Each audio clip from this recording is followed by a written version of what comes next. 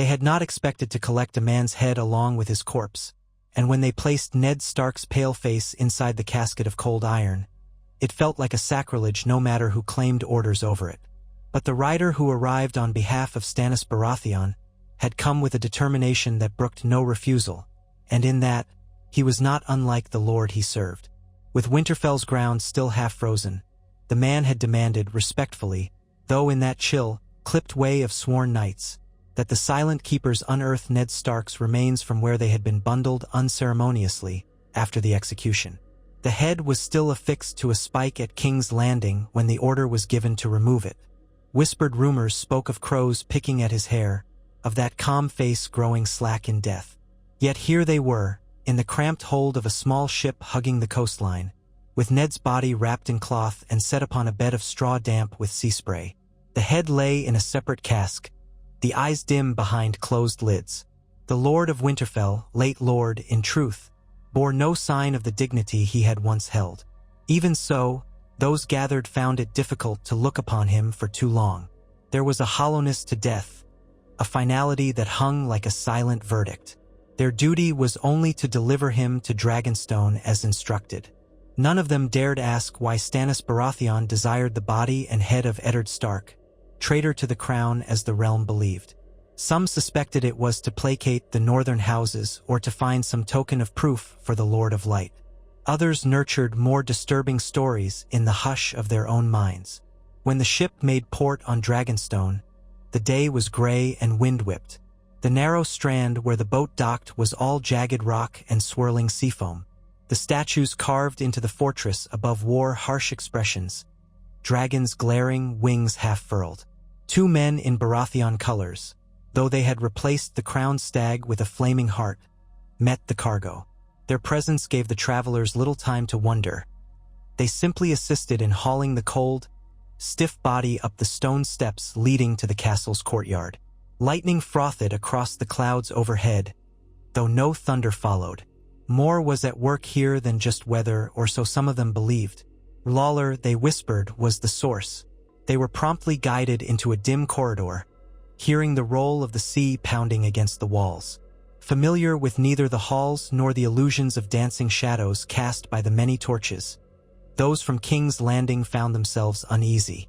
At the corridor's end stood the Red Woman, Melisandre of Ass-High, in a red gown that clung close about her figure, a ruby at her throat that flickered in an otherworldly pulse. She said nothing for a time, only gestured for them to follow. They traversed another passage, turning, climbing, then descending a spiral that took them deeper into Dragonstone's heart. They arrived at a barred, circular chamber with walls of hewn black stone. Torches bracketed into the walls coughed up dancing flames.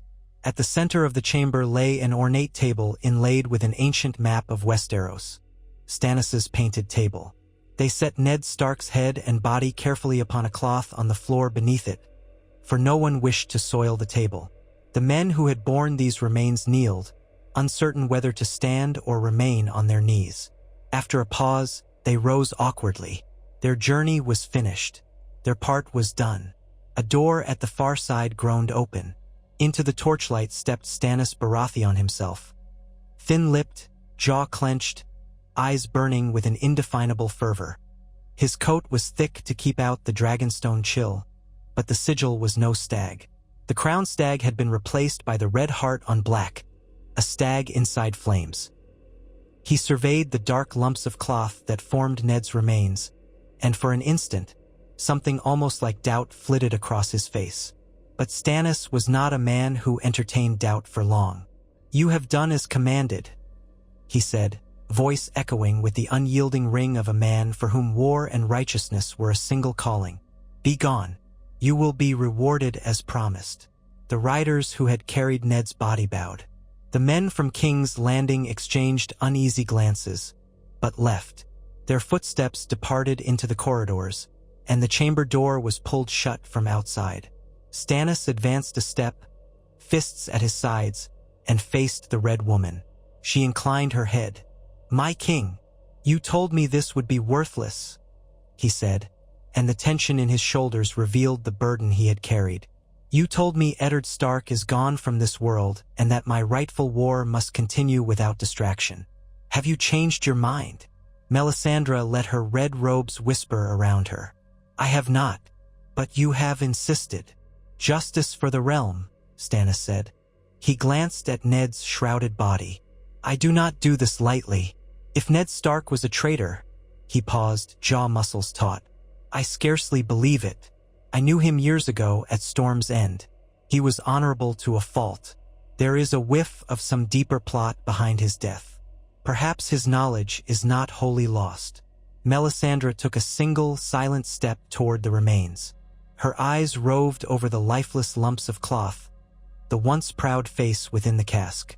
You hope to glean from him a truth that might serve you, she said in a murmur. But the dead do not speak with clarity. And even if I succeed, if I call his soul back, I can promise nothing. I want him alive, Stannis insisted. I want the man who once stood for Robert's cause, who knew truths others turned away from. If the flames have shown me anything, it's that the Great War is not just for a throne.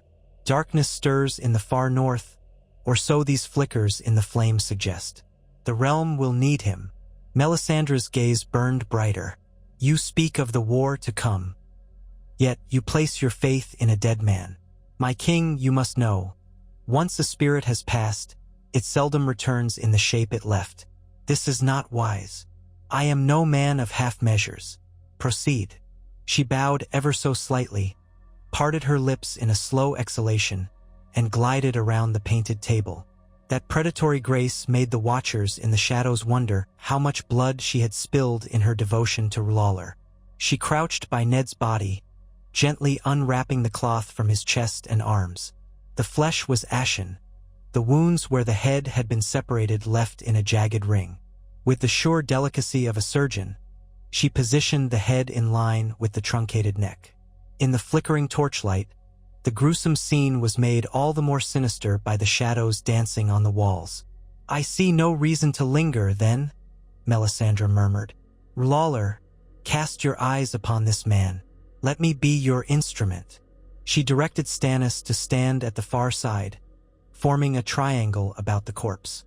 Another follower of the Lord of Light, a priest wearing a red cowl, joined them to complete the shape.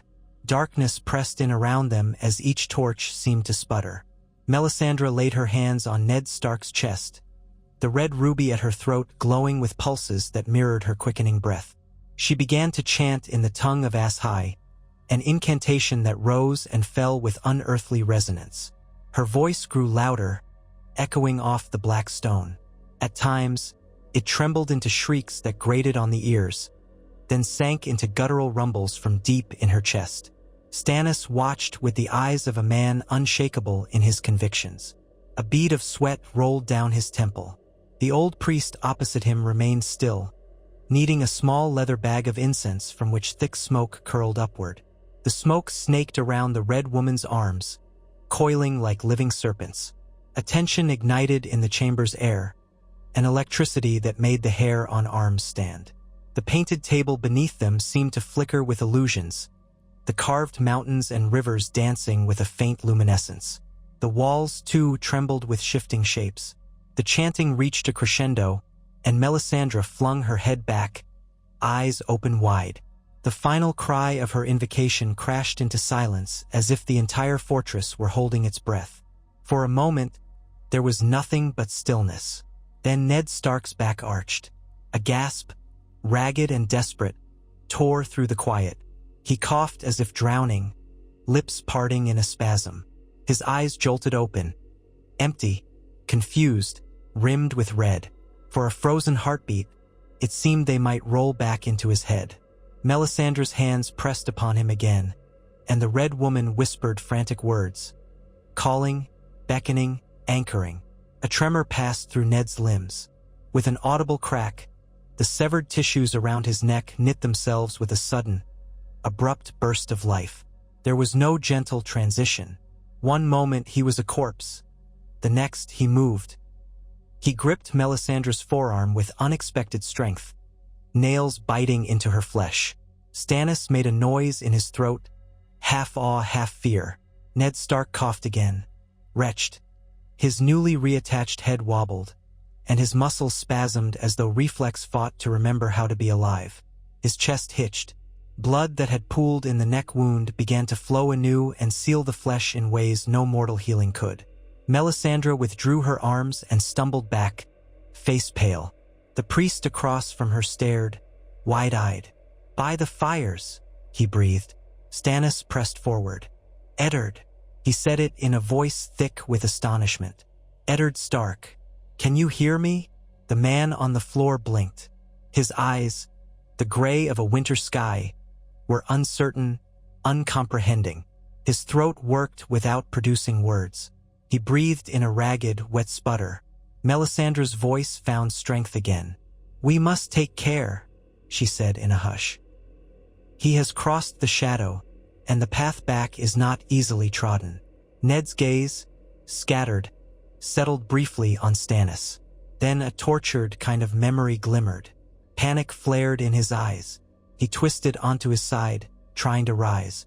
The motion was clumsy, as if his limbs were not wholly his. Stannis gripped him, guiding him upright. Leaning against the painted table, Ned Stark fought to speak, but only air hissed from his throat. The stump of his neck was still raw, though no longer a mortal wound. "Where?" he managed. The voice was rasping, broken. The sound made even Stannis step back. "You are at Dragonstone," said Stannis. "Lawloress Grace has returned you to us." If the Lord of Dragonstone harbored any personal terror at the act, he concealed it behind a stony mask. Only the flicker of his eyes betrayed the wonder. Ned's fingers moved to his neck, feeling the place where executioner's steel had sundered flesh from flesh. His jaw tightened, as if the memory of the blow was sinking in like a brand.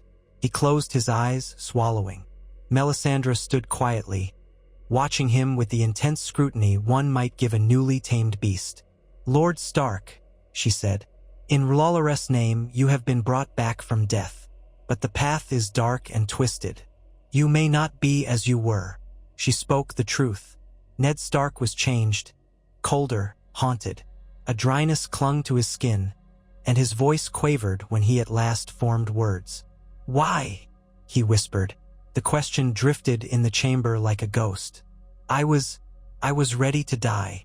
Stannis let out a breath. "Because the realm needs you. We're looms. Betrayal lurks everywhere. You knew truths about Robert's children, about the line of succession. Perhaps you can yet honor your vows to the realm by helping me set it to rights." Ned's eyes were distant, seeing too many memories at once. "Joffrey," he flinched at the name. "He had my head on the steps of the Great September." Another swallow. His breath rattled. "My daughters, Sansa Arya. My wife, my sons." Melisandre cut in gently. "They remain. Your eldest boy has been proclaimed king in the north, or so rumor says, rallying the northern lords to avenge your death. Even now, events move quickly. If the Lord of Light has brought you back, there must be a purpose." A frown rippled across Ned's brow, as if a profound sorrow had taken hold. "Robb marches to war?" Stannis nodded. "Yes. Word reached me that the boy has called his banners and is soon to depart Winterfell. He means to face the Lannisters, but the North is leaderless without its lord. You can still guide them." Ned set a hand on the painted table to steady himself. The tips of his fingers pressed against a carved representation of the North. "My boy, my family." Stannis's posture stiffened. "When you can travel, you shall. There is no time to lose. I have done this for the realm, Ned Stark, but also for my claim. The Iron Throne is mine by right, and I shall see it recognized. In the short term, you must go north to quell any confusion. Seek out your son. If you stand with me against the Lannisters' false rule, the realm might be saved from further ruin." In the flickering torchlight, Ned's face seemed a shade too pale. He was not the man who once stood proud at Winterfell's battlements, greeting guests with dignity. Life after death had carved lines of pain or sorrow into the corners of his eyes. Still, there was a steel in him that had not died. "I will go," he whispered, though a wavering note of fear or heartbreak cracked his voice. "I must see my family." Melisandre exhaled softly, relieved that the immediate danger of madness or violent reaction had passed. She motioned to the priest, who moved to Ned's side. "Come," she told him. "You need rest and the light's healing. Resurrection is no small thing." The newly awakened Lord of Winterfell allowed himself to be guided out. Stannis lingered near the painted table, gazed downward, as though he weighed the cost of what had just been done and the shape of the future he had just changed. Word spread throughout Dragonstone's keep, traveling from the lips of servants to garrison soldiers. Ned Stark walked the halls. Some whispered that it was a demon wearing his face. Others murmured that he was a wraith bound to Melisandre's red magic. But in truth, the man who had once been Warden of the North moved softly, leaning on a staff, his steps slow and uncertain. He spoke little. The swirl of gloom in his eyes discouraged frivolous conversation. Even so, the soldiers parted before him in the corridors, murmuring half-formed greetings, unsure whether to address him as "my lord" or step away in fear. He had fleeting recollections of the moments before his beheading. A swirl of illusions. Sansa's terrified eyes, Arya lost somewhere in the crowd, the brutality of the crowd's jeers. Then the searing cold of steel at his neck. For a time after that, he remembered only darkness. But there was something else, deeper. A presence he could not name. A chilling sense that something in the beyond had stared at him, beckoned him to remain. Another force had pulled him back. He had awakened in Melisandre's circle of torches, and now he was caught in the realm of the living once more. At times he wandered to the ramparts of Dragonstone and gazed across the sea toward the horizon, which led north if one traveled far enough. He thought of Robb, a boy of 15, forced into manhood's savage game. Would his son be prepared for the cunning of Tywin Lannister or the cunning cruelty of Joffrey? Ned's hand shook around the staff. The wind pulled at his cloak, which was a threadbare thing borrowed from the keep stores. He had no armor left. He had no greatsword ice. It had been taken by the Lannisters or melted down, perhaps. For a moment, grief threatened to swallow him. He tightened his jaw. He could not allow despair to master him when his children needed him most. On the 5th day after his awakening, Melisandre found him in a courtyard overlooking the churning sea. She wore a cloak of deep red, the wind tossing strands of her coppery hair across her face. He had expected her to flounce or swirl dramatically, but she approached him with cautious grace, as if he were a frightened animal likely to bolt. "My lord," she began softly. "How fare you?" His eyes flicked to her. "You brought me back to serve Stannis' ambition," he replied, voice low and still. "But that ambition may well save the realm from the Lannisters' travesty, so I will not spurn it. I feel not myself, yet I remain Eddard Stark." Her red lips curved in a solemn smile. "It was the Lord of Light who allowed your spirit to rejoin your body, no matter who insisted it be done. I am but a vessel of his power." Ned studied her with cool wariness. "So you claim. Perhaps that's so. But I was taught the old gods of the north watch us through the weirwoods. Where were they when I was brought back?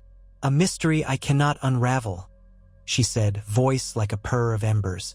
"Perhaps they relinquished your spirit when Riverlords will called it. Or perhaps part of you still belongs to them. There are many gods in this world, Lord Stark, and some are older than we can fathom." He exhaled, not wishing to argue theology. "I need to leave for the north. My son, he may ride south at any moment. I have lost too much time already." She inclined her head. "Stannis Baratheon will see that you have provisions, a ship, and a small retinue. He wishes for you to treat with him more fully, but he knows your urgency. You must only promise to speak for his cause when the time is ripe. Convince the North that Stannis is the true heir to your old friend Robert." Ned's jaw worked. A swirl of conflicting emotions played in his mind. Robert had been dear to him, yet that man had grown distant and complacent on the throne. The children that Cersei bore were not truly Robert's, or so Ned had discovered at a dreadful cost. Did the realm deserve Stannis, a man of unbending will and a readiness to use dark arts? He turned his face away from Melisandre and gazed north again, as if searching for the sight of Winterfell's towers far beyond the curve of the horizon. Finally, he nodded. "I will speak the truth, no matter whose cause it serves. If that truth aligns with Stannis' claim, so be it. I only want what is best for the realm, for the safety of my family." The Red Woman watched him with something akin to pity in her eyes. "Truth is a slippery thing in times of war, Lord Stark, but speak it if you must. For now, rest another day, gather your strength. Tomorrow at dawn you sail." Ned watched her depart. The notion of seeing Winterfell again filled him with a mixture of fear and gratitude so profound it nearly overwhelmed him. He closed his eyes, letting the sea wind whip across his face. He prayed or tried to pray to the old gods. Could he even do so now, after having been touched by something else? The only answer was the wind's hollow moan. The dawn was steel-gray and quiet as Ned Stark boarded a ship bearing the fiery heart of Stannis Baratheon. It was not a large vessel, but it was swift, with black sails and a slender hull. A half-dozen men, sworn to Stannis, joined him. Their loyalty lay with their chosen king, not with Ned. But they watched him with awe, for he was a man beyond the grave. That alone was enough to keep them from slighting him. Ned himself stood at the prow, a cloak of dark wool draped around his shoulders. A dull ache persisted in his neck, as if some ghost of pain lingered. He found that certain everyday sensations, the salty tang of the air, the press of the planks underfoot, felt more vivid than ever, as if sharpened by his brush with oblivion. The day ahead would see them cross Blackwater Bay, then skirt the coasts until they could follow a route northward by sea. It would be a harrowing journey with the warlike seas that surrounded Westeros and winter's approach, but it was a more direct path than traveling on foot through war-torn roads. As the sails caught the wind, Ned let out a slow breath. He was going home, to the land he was sworn to protect, to a son who believed him dead. Uncertainty gnawed at him. Would his people even accept him as their lord, or would they consider him an abomination? Could his sons and daughters look upon him without horror at what he had become? Yet he felt the pull of Winterfell. Like a lodestone in his blood, it drew him north. Death had not extinguished his love for that place, nor for his family. If anything, it had rendered them more precious in his eyes. As the coastline of Dragonstone fell behind them, Ned gripped the railing and forced himself not to look back. For days they sailed, passing distant glimpses of warships and fisher boats. The men on deck spoke little to him, focusing on their duties. Their commander, a knight named Ser Jacelyn Bywater who had chosen Stannis' side after fleeing King's Landing, occasionally offered Ned a curt nod, but neither man seemed inclined to share more. Ned found he preferred the silence. He had too much on his mind to make idle conversation. At night, his dreams came in fragments.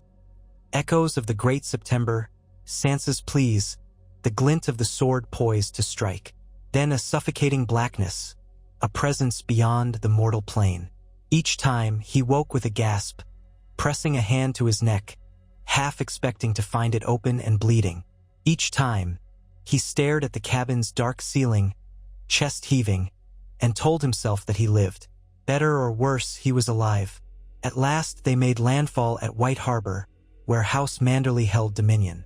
The towering city by the sea was busy with rumors of war. Lannister cruelty, the rumored muster of the Riverlords, and talk of how Robb Stark might ride out of Winterfell.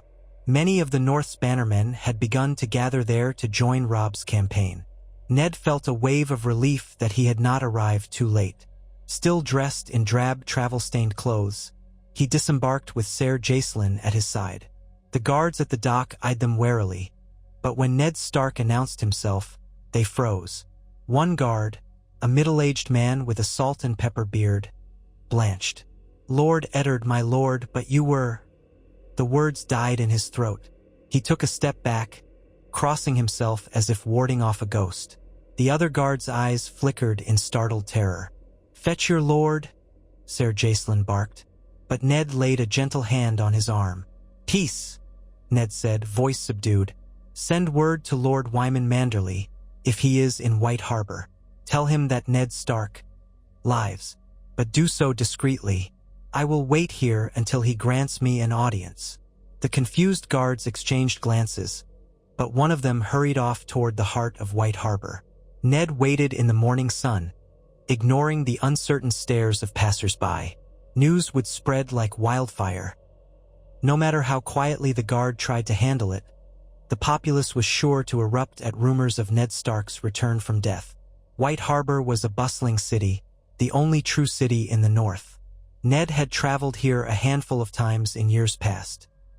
He remembered the smell of fish markets, the swirl of gulls overhead. Now, he felt that everything was tinted by the surreal. He was no longer the same man who had visited with a smile for Lord Wyman's banquets. The distance between memory and this new life felt impossible to close. Within the hour, a contingent of Manderly guards arrived. They escorted Ned and Ser Jacelyn through winding streets and past crowded markets. Silence spread in the wake of their passing. People gawked at Ned, some crossing themselves, others reaching out as though to touch his cloak and prove he was real. If not for the armed escort, he might have been swarmed by townsfolk clamoring with questions and pleas. They entered the new castle, seat of House Manderly, a grand structure of pale stone. Within, Ned was brought to a hall where Lord Wyman Manderly, a massive man with pale hair turned mostly white, awaited on a wide seat. At his side stood a younger man, presumably one of his sons. Both wore expressions of stunned disbelief. Wyman shifted his great bulk forward, mouth slightly agape. "Lord Stark, by the seven, the old gods or whichever gods, how is this possible?" His voice trembled with emotion. Ned inclined his head. "Lord Wyman, I am not entirely sure, but I stand here before you in the flesh. I know what you must have heard. My execution in King's Landing was not a false report. I was indeed beheaded. I cannot explain all that transpired since, but I have been restored." The younger man at Manderly's side made the sign of the seven-pointed star, as if in disbelief. Wyman's eyes were wet as he stared. "We all grieved you, my lord. The entire north rose at the news of your death. Your son has declared himself king in the north. He calls the bannermen to Winterfell, or to meet him at Moat Cailin, so they can march. His grief was fierce, as was ours. Yet here you are. By the gods." Ned swallowed, thinking of Robb, king in the north. He had never wished that burden on his boy. "Is my son still in Winterfell?" Wyman nodded slowly. "Last I heard, yes. He's preparing to depart soon, but not all his bannermen have arrived. He means to strike quickly at the Lannisters once his forces gather. The Karstarks, Boltons, and Umbers have pledged, as well as the Manderlys." He patted his chest. "There was talk that we would muster and join him on the march south." Ned closed his eyes briefly, so there was still time. "I need to reach Winterfell with all haste. Will you lend me fresh mounts and guides to see me there swiftly?" Wyman's large face twitched into a smile of paternal warmth. "At once, my lord. But, forgive me, I can scarce believe what I see. Are you truly well? Have you truly returned to us as yourself?" The question stung, for Ned felt the hollowness at his core, the intangible difference that death had left behind. But he forced a polite nod. "I am changed, but not so changed as to forget who I am. My loyalty to the North and its people has not wavered." Lord Wyman let out a breath, then laughed, a deep sound that trembled the flesh of his throat. "Then we are blessed indeed." He gestured, and servants were called. "We shall feast, and the city shall rejoice in your return." But Ned raised a hand, stifling the outburst. "Lord Wyman, I beg you not to proclaim it too loudly. Let the men have heart, yes, but do not shout it to the realm. I would reach Winterfell quietly. The knowledge of my resurrection could cause panic or confusion if told too widely." Reluctantly, the great lord agreed.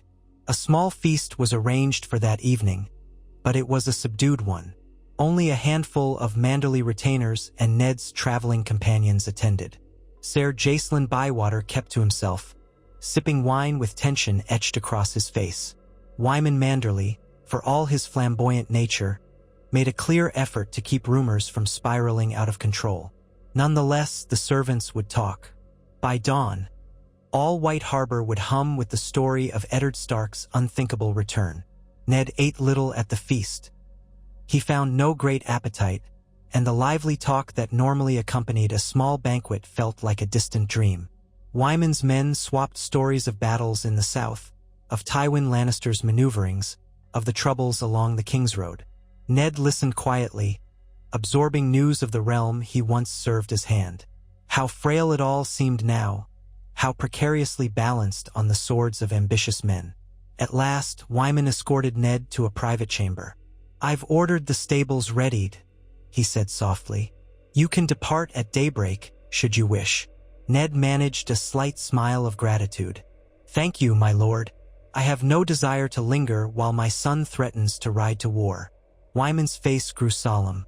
"It will be a long road from here to Winterfell, but if the gods are merciful, you'll arrive before Robb leaves. And, my lord, I must say, my heart is lifted to see you alive. Whatever miracle or devilry has caused it, I trust you remain Eddard Stark. The North needs you." Something in Ned's chest twisted at the words. He bowed his head. "I hope I can still serve." He was left to rest, though sleep eluded him that night. His mind churned with images of how he would reveal himself to Robb, to Catelyn, to Bran and Rickon. And Sansa, the last he saw, was in King's Landing. Arya, perhaps lost or in hiding. He prayed neither was harmed. Slowly, exhaustion overcame him, and he sank into an uneasy sleep. They set out on the King's Road early the next morning. Wyman Manderlys provided fresh horses for Ned and a small escort of cavalry, along with enough supplies for the journey. Ser Jacelyn Bywater rode at Ned's side. The man was dutiful, if somewhat cold, apparently preferring that Ned remain quiet about the purpose of his quest to unite with Robb.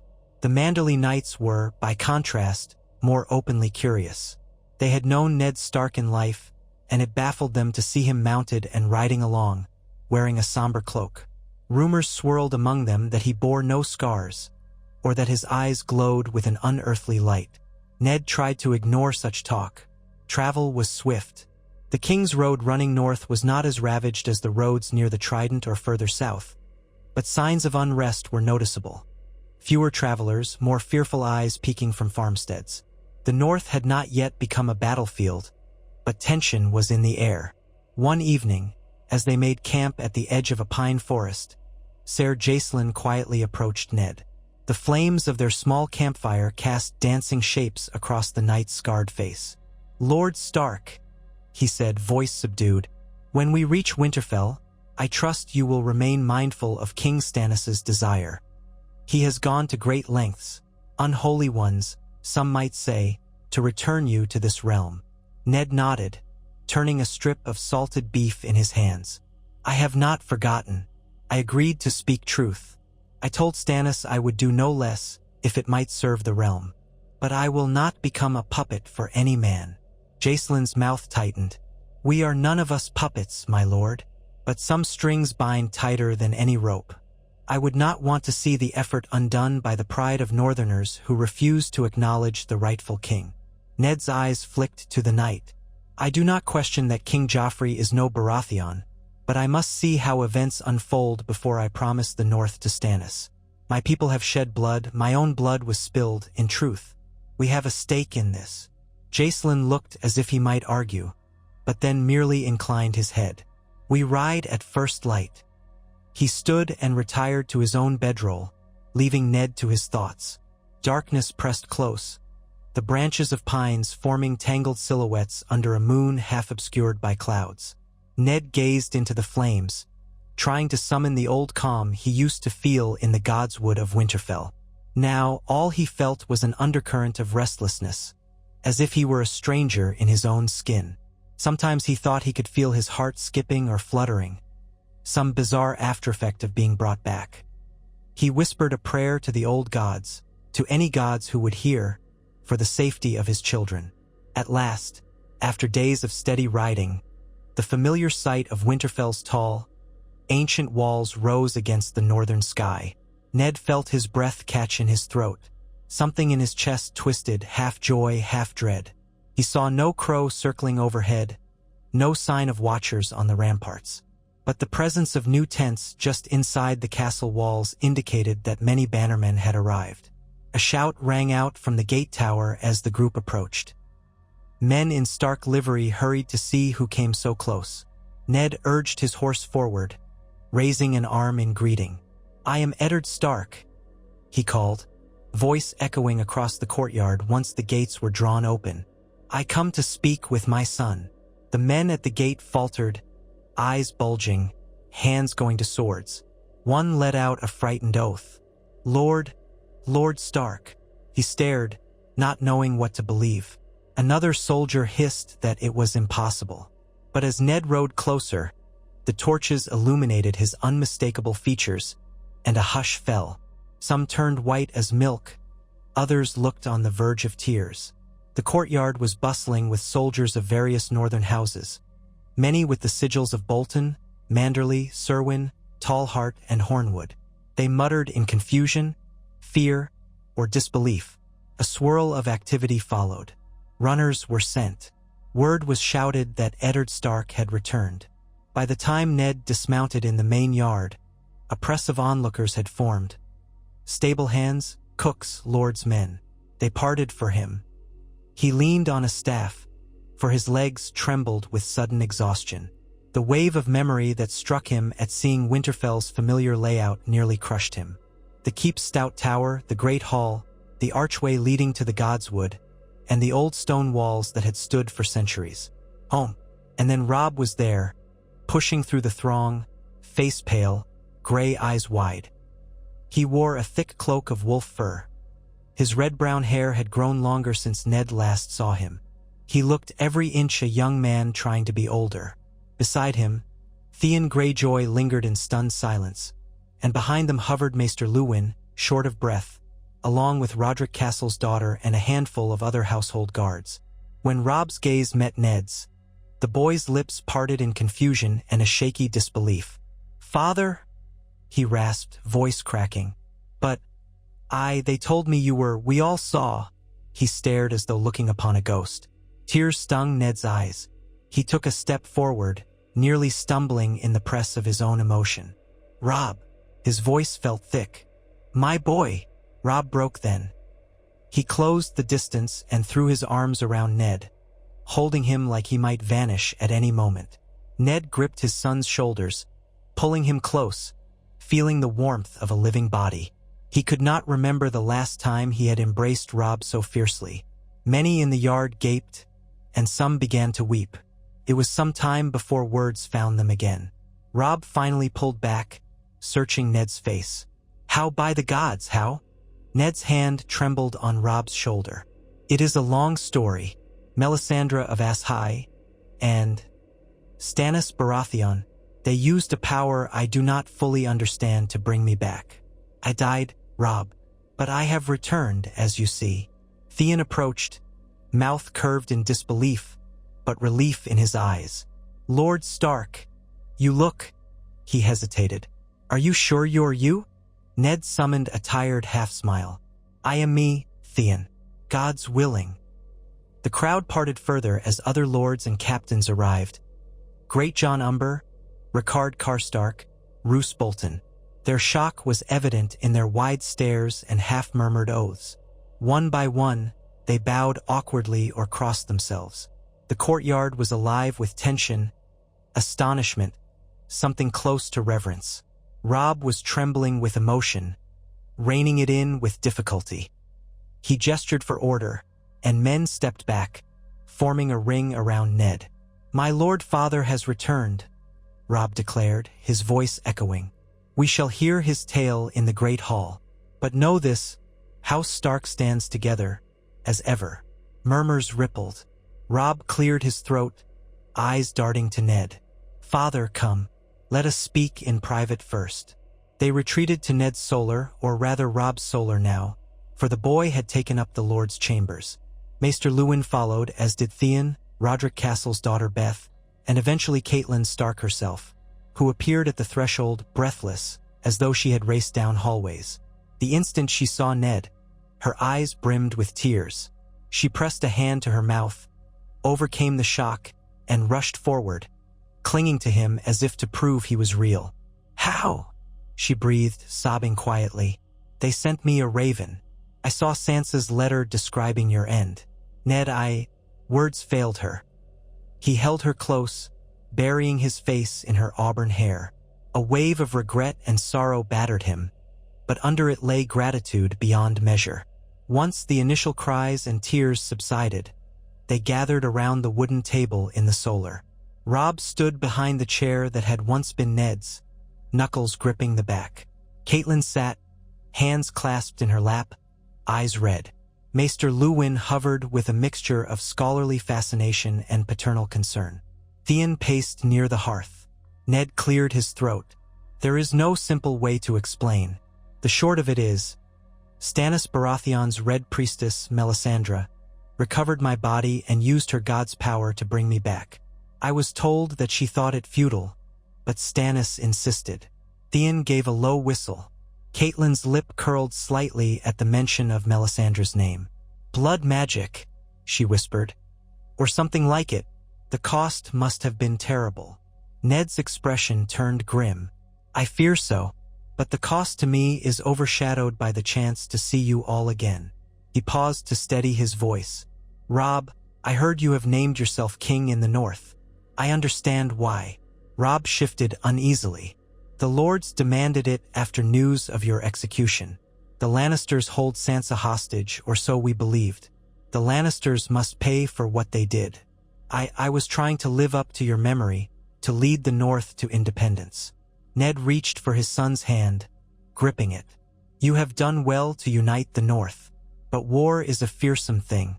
I do not want you leading men to slaughter. Still, I am proud of your resolve." The words came out heavy with emotion. Robb closed his eyes briefly, letting out a shaky breath. "Mother wanted me to treat with Renly Baratheon, or possibly attempt to rescue you from King's Landing. But Joffrey had you executed so quickly, we lost hope. Now you're here, and He trailed off. Caitlin looked sharply at Ned. "And what is your intention regarding King Stannis? Did he do this to place us in his debt?" Ned inclined his head.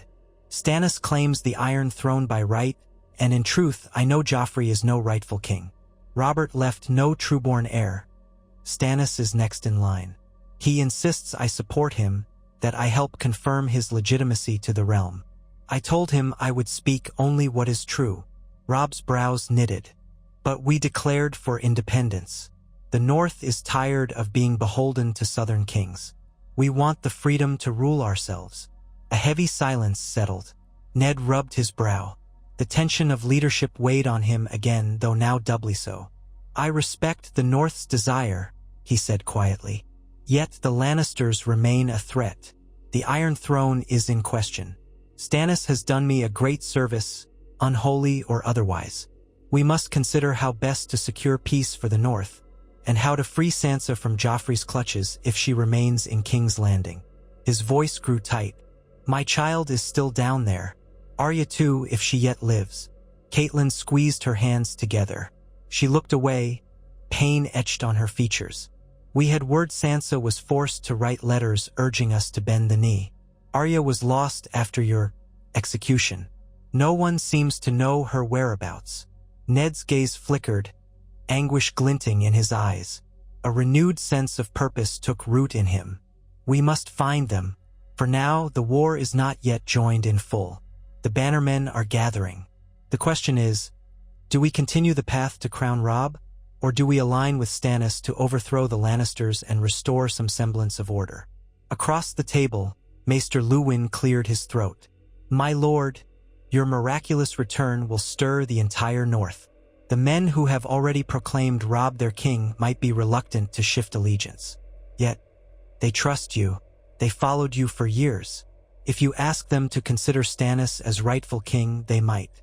Robb's jaw was set, eyes narrowed. "I swore not to bend my neck to any southern king again." The men roared their approval. "The Great John was the first to hail me as king in the North. If I go back on that, I risk looking weak or confusing our cause. Father, He broke off, uncertain how to proceed when faced with Ned's quiet stare. Ned let the silence linger a moment. "We are playing with the lives of thousands," he murmured. "I would not lightly commit to more bloodshed, but I know the Lannisters cannot be left to rule. I cannot abide that my daughters remain their hostages. My heart says we should not break away from the realm entirely, not while a just claim to the throne exists, someone who can remove Joffrey and punish the Lannisters. But I will not force any man to kneel to Stannis. Let us call the bannermen, speak to them in council. Let us decide together if we continue a war for independence, or if we make a pact with Stannis for the good of the realm." Robb's knuckles whitened on the chair. He bowed his head in a gesture of respect. "As you say, father, the men follow you more than they ever did me." Caitlin looked at Ned with a welter of relief, anger, hope, and love. "No matter what comes, we must find Sansa and Arya," she whispered, eyes brimming. "They need us. They cannot remain in Lannister hands." Ned swallowed. "They will not. Whatever path we choose, I vow to bring them home." There was a subdued moment of unity around the table, a common resolution that overshadowed their uncertainties. Outside, Winterfell's yard bustled with men who had glimpsed Ned's return, telling one another that the old gods favored House Stark. Some believed it was a sign that the North truly was blessed. Others felt unease at the unnatural hand behind it. But within the walls of that solar, father, mother, and son clasped hands across the battered oak table, determined that their family would stand against all that threatened them. The next few days in Winterfell were a whirlwind. The Northern Lords demanded an audience with Ned Stark. One by one, they came to the Great Hall, where Ned sat in the ancient oaken seat of the Stark line. Robb stood to his left, wearing the crown that had been forged for the king in the north. The Great John was among the first to stride in, boisterous as ever, though for once, his loud voice was subdued by shock. He dropped to a knee, booming, "Lord Stark, if my eyes do not deceive me, you have returned from the grave. By the gods, it gladdens my old heart." Ned rose and clasped the man's shoulder. "Rise, Great John," he said. "I am no spirit, only a man who has survived. Somehow. I hear you've declared for my son as king in the north. I do not condemn that, but we must speak further, weigh our path." Thus began a procession. Lord Karstark, face drawn with sorrow for the sons he lost at the Whispering Wood, gazed at Ned and murmured that the North has avenged you, or will soon. Lord Bolton, quiet and pale, studied Ned with dark eyes that betrayed little. The Glovers, the Tallhearts, all expressed variations of astonishment, devotion, or fear. Some questioned openly whether dark magic had been used to revive him. Others offered fervent praise, seeing Ned's return as a sign the North could not be defeated. In the end, they convened a grand council in the Great Hall, with each of the major lords and many lesser ones in attendance. Ned recounted, in as few details as possible, how he had died in King's Landing and how certain powers had returned him. He explained that Stannis Baratheon laid claim to the Iron Throne, contending that Joffrey and his siblings were abominations born of incest. "The evidence is strong," Ned said. "I have seen it myself. Joffrey, Tommen, and Myrcella are not Robert's children. Stannis is the rightful heir. He begs the North's support." A rumble of concern moved through the hall. The Great John stood, face flushed. "We named the young wolf our king. Will we now kneel to a man who dabbles in shadowy arts?" Ned held up a hand. "I do not demand you kneel to him, nor do I disregard Robb's new crown. Yet consider this. The Lannisters will not yield quietly if you break from the realm. War will come, and with it, devastation. If we stand with Stannis, we have a better chance to overthrow the Lannisters swiftly. And once that is done, we can negotiate the North's terms. Perhaps we can remain a separate kingdom, or perhaps not. But think on the cost." Roose Bolton's soft voice slid into the conversation. "And should Stannis fail, we risk being at war with both the Iron Throne and Renly Baratheon. For I hear Renly, too, claims the throne now. The realm is fracturing. Yet if we stand alone in the north, we might preserve our strength behind Moat Cailin." A clamor of voices erupted, each lord pressing his view. Some were eager for independence, citing the North's bitter experiences under Southern kings. Others preferred to ally with a claimant who could assist in dethroning the Lannisters. Tension escalated. Robb tried to speak, but the Grudging's booming voice drowned him out momentarily. Ned watched it all with a heavy heart. He rose slowly, commanding silence with a raised hand. The presence of the resurrected Lord of Winterfell still held enough awe to quiet the hall. "I see the North's pride runs deep," he said. "We have cause for that pride. But we also have cause to be measured. The Lannisters hold my daughters. Sansa, for certain, and Arya's fate unknown. I would see them freed. If we charge blindly into a war of independence, Joffrey may simply kill them out of spite." That sobered many. The Great John coughed, looking chagrined. Others muttered uneasy agreement. Ned continued more softly. "I do not say we should kneel lightly. I would only ask that we consider an accord with Stannis so we might unite our strength, rescue my daughters, and remove the Lannisters.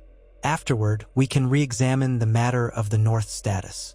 I do not think Stannis is the sort to yield easily on the question of independence, but we might have leverage should we help him secure the throne." Slowly, heads nodded around the room. Lord Karstark frowned, arms folded. "And if Stannis proves tyrannical?" Ned's eyes narrowed. "Then I will not serve a tyrant. But I have known Stannis to be stern, not cruel. He is unyielding, yes, but perhaps that unyielding sense of justice is what the realm needs." He paused, letting them absorb his words. "Ultimately, this is your choice, my lords. But remember my daughters, your ladies' sisters. Remember that more bloodshed will come no matter what we choose." Robb let out a breath. He clasped his hands behind his back. "I am your king, yet my father stands before you. By all rights, the authority is his. The crown was given to me in a time of grief and vengeance.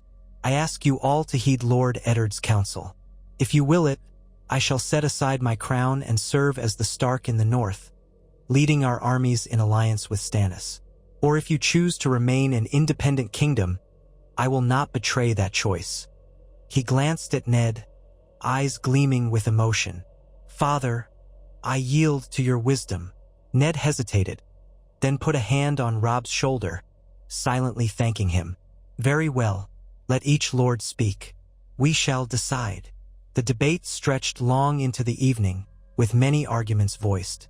The notion of casting aside the newly forged crown for the sake of alliance chafed the Great John and many proud northerners. Others, especially those who worried about the cost of open rebellion on two fronts, urged caution. Ned offered little interjection, merely letting them weigh the facts. In the end, a consensus emerged. For the immediate future, the North would join forces with Stannis Baratheon to depose the Lannisters, on condition that Ned's daughters be secured alive. There was no binding vow to remain in the Seven Kingdoms afterward. That question would be settled once King's Landing was taken. Robb, as their battlefield commander, would be recognized as the Warden of the North under Stannis, if, that is, Stannis honored the agreement. That was a point of mild tension, but with Ned's personal knowledge of Stannis's unbending nature, they believed he would keep his word, assuming the North acted in good faith. Catelyn was relieved to hear that rescuing her daughters stood at the forefront of negotiations. The Great John grumbled about the loss of an independent crown, but was mollified that the final decision might yet be revisited once the Lannisters were crushed. Roose Bolton offered a quiet, polite acceptance. Lord Karstark insisted on being in the vanguard when they met Lannister forces, and so the night ended in a subdued but united front. When morning dawned, Ned woke early and slipped out to the Godswood, his breath misting in the crisp northern air. The red leaves of the heart tree rustled softly. He approached the ancient weirwood, laying a hand on its trunk. The carved face stared with solemn, eternally weeping eyes. "I have been gone," Ned whispered, voice catching. "I walked in darkness, and I was drawn back. Am I still yours, old gods? Do you still see me?" He closed his eyes, pressing his forehead to the trunk. "I have guided my people toward an uncertain course, yet all paths lead to war. Grant me the strength to save what remains." The tree offered no words, only the faint trickle of the Godswood's pool and the hush of early morning wind. Still, Ned found a measure of solace there. Even if he felt changed, the presence of this ancient place reminded him that, in the north, some things endured beyond mortal understanding. He was not alone. Soft footsteps sounded behind him, and he turned to see Robb. The boy, no young man, approached, wearing a simpler cloak now, his breath forming wisps. For a moment, neither spoke. Then Robb said, "I used to come here, after we heard you'd been killed. I'd ask the old gods why they took you from us." Ned's throat closed. He placed a hand on Robb's shoulder. "I'm sorry you had to endure that pain, but you were strong for your mother, for your siblings." Robb shook his head. "I felt like I was stumbling in the dark. I had to appear strong in front of the bannermen, but at night, I was just a boy who lost his father. Now you're back, and I'm so grateful, Father. But I'm afraid that one day I'll wake up and find that this was all a dream." Ned wrapped an arm around Robb. "It is no dream, my son. I live as you do, and together, we'll do what must be done to protect our family, our people." Robb's eyes flicked up to the weirwood's face. "Mother is worried about the cost of your resurrection. Magic always has a price. I won't ask what it was, Father, but if it comes to claim you someday, I'll face that." Ned cut in gently. "That is for me to bear. You have enough burdens. You're not a boy any longer, Robb. I see that clearly. But let your father shoulder some of the weight you've been carrying." They stood in the silence of the Godswood a while longer, father and son side by side, as the red leaves sighed overhead. In that moment, the old gods were witness to their quiet bond, forged anew in sorrow and wonder. The day came for them to dispatch ravens, informing Stannis Baratheon that the North would consider an alliance under the terms Ned Stark had offered. Ned carefully penned the letter, ensuring that the conditions were unambiguous: the safety of Sansa and Arya, the punishment of the Lannisters, and the recognition of the North's choice to remain or separate once the crown was secured. He worried that Stannis's unyielding nature might chafe at the North's partial demand for self-determination, but he reasoned that the man needed them. With Renly also pressing a claim, Stannis could ill afford to spurn the North's strength. Ravens were also sent to the lords of the Vale, the Riverlands, and others who might be swayed by Ned's improbable return. Each message was crafted carefully to present the truth of Joffrey's parentage and call for a unification against the Lannisters. Whether or not these ravens would find receptive ears was uncertain. War had a way of making men deaf to reason if they thought they could gain advantage. In the meantime, Ned walked the halls of Winterfell, reacquainting himself with each corridor and courtyard. He visited the crypts below, kneeling before the statues of his forebears. His own grave had not been prepared. He was executed so far from home, with no time to make final arrangements, but Robb had ordered a memorial placed there. Seeing it gave Ned pause, for it marked the finality his family once believed. Now he stood there again, heart beating in a chest that had known death. He laid a hand on Lyanna's statue, thinking of the secrets that had led him to that dreadful confrontation in King's Landing. Secrets about Jon Snow's parentage. Jon, who was now at the wall, wearing the black of the Night's Watch. Did he even know Ned had died? Did Jon believe he had lost another father, after losing so many? Ned resolved to send a letter, though communications to the wall were uncertain. He wanted Jon to know that he lived. And yet, the bigger truth remained unspoken, sealed behind Ned's vow to Lyanna. Perhaps that, too, would have to be faced eventually. Days passed as the Northern Bannermen reorganized. Robb's crowning was quietly set aside for the time being, though the men still called him the Young Wolf and treated him with the respect of a king. In private, father and son strategized, planning how best to move south if it came to that. Theon Greyjoy still walked with them, though Ned sensed a restlessness in the boy. Theon had always been torn between his loyalties to the Starks and his desire for his father Balon's approval. That conflict would soon come to a head, Ned feared, especially if the Ironborn decided to exploit the chaos. Finally, after what felt like an age but was only a fortnight, A raven arrived bearing Stannis Baratheon's seal. Ned opened it in his solar with Robb and Catelyn watching. The letter was short, written in a firm hand. Lord Eddard Stark, I have received your terms and acknowledge them. The crimes of House Lannister must be answered, your daughters returned. The North shall serve the true king, and once justice is done, we will address the matter of the North's continued fealty or independence. I, Stannis of House Baratheon, the first of my name, guarantee the safety of your children to the utmost of my ability. We march on King's Landing. I expect your banners to march in concert. May the Lord of Light guide us. The signature was bold and unornamented. Stannis Baratheon, the true king of Westeros. Robb exhaled. That's as much acceptance as we could hope for. Ned nodded, though a twinge of trepidation coiled in his chest. So it begins, he murmured. We must prepare. If we march south, we do so with a single objective. End Lannister power, free my daughters, bring justice for the realm.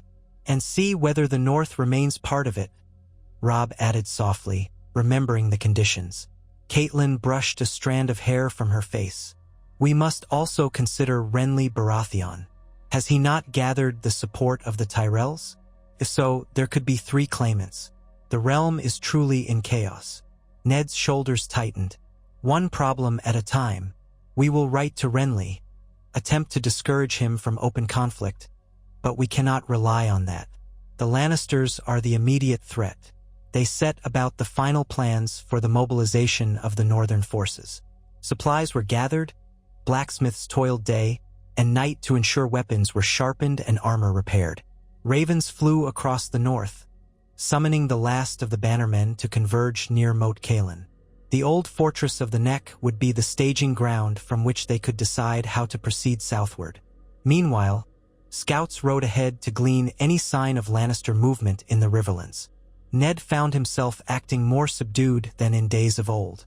He spoke less, but when he spoke, men listened.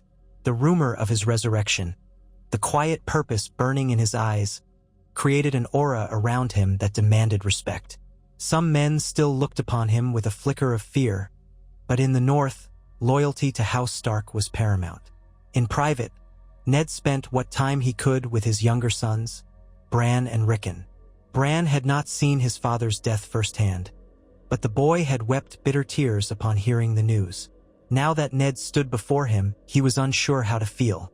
Wheelchair-bound due to his fall, Bran had grown quiet and introspective, with strange dreams of crows. Rickon, too, was sullen and confused, clinging to Shaggy Dog. Ned comforted them as best he could, aware that every moment was precious. Sometimes, in the depths of night, Ned would wake in a cold sweat, memories of the blackness he had tasted beyond life haunting him.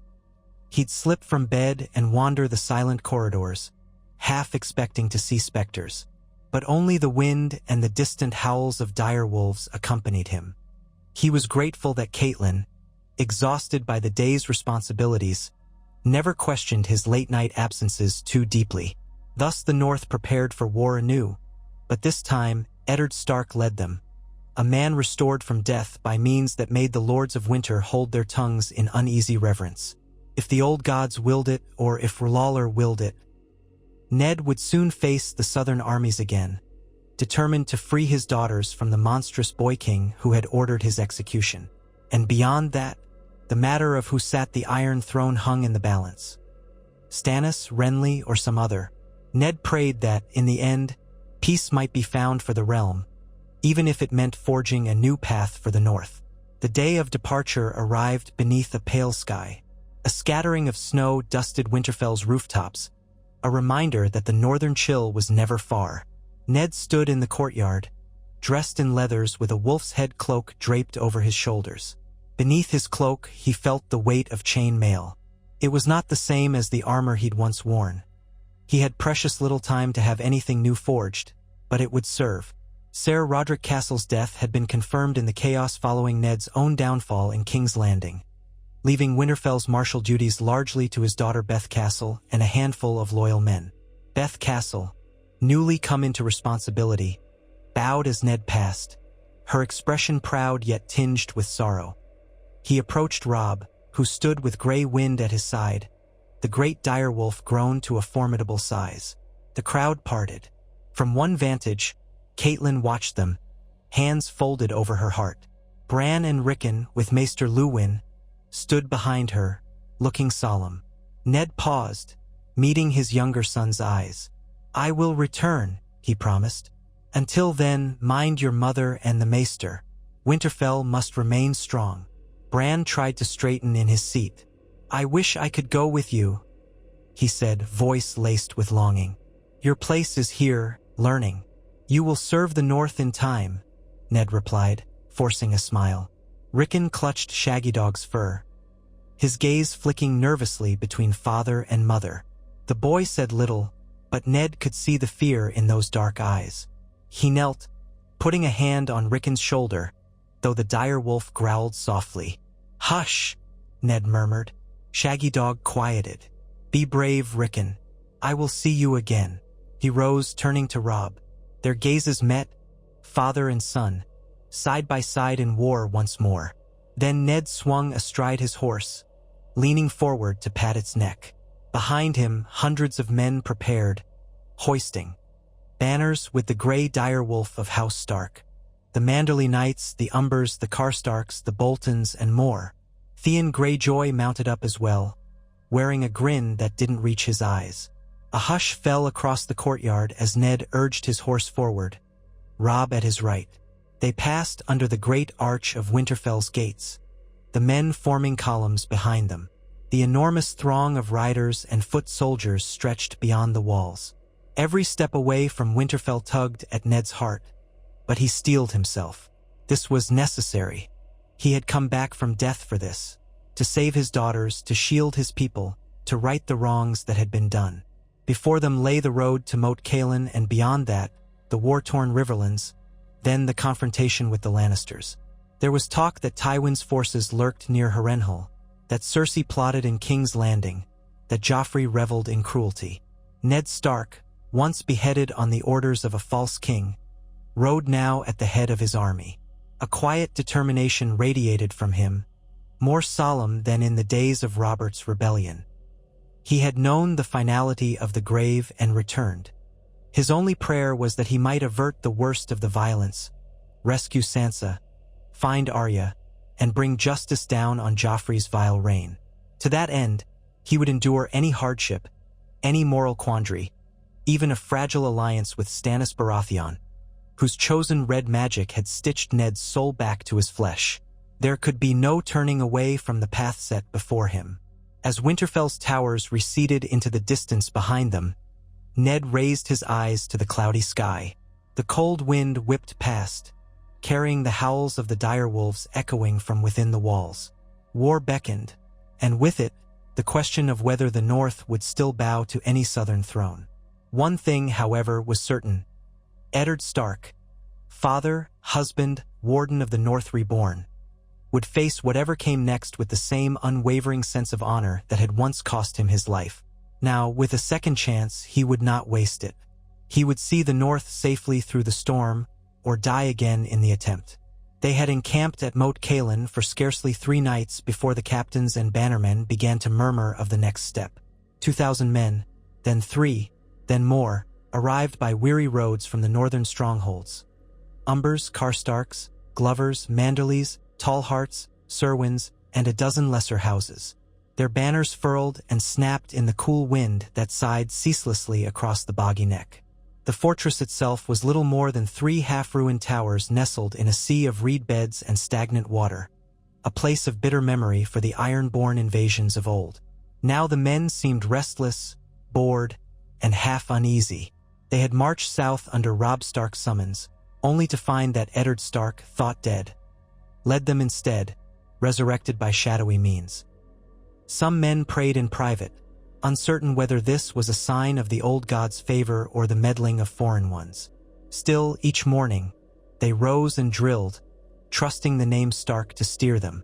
Eddard Stark carried his new, strange existence like a quiet burden. He never flaunted it. He did not deny it either.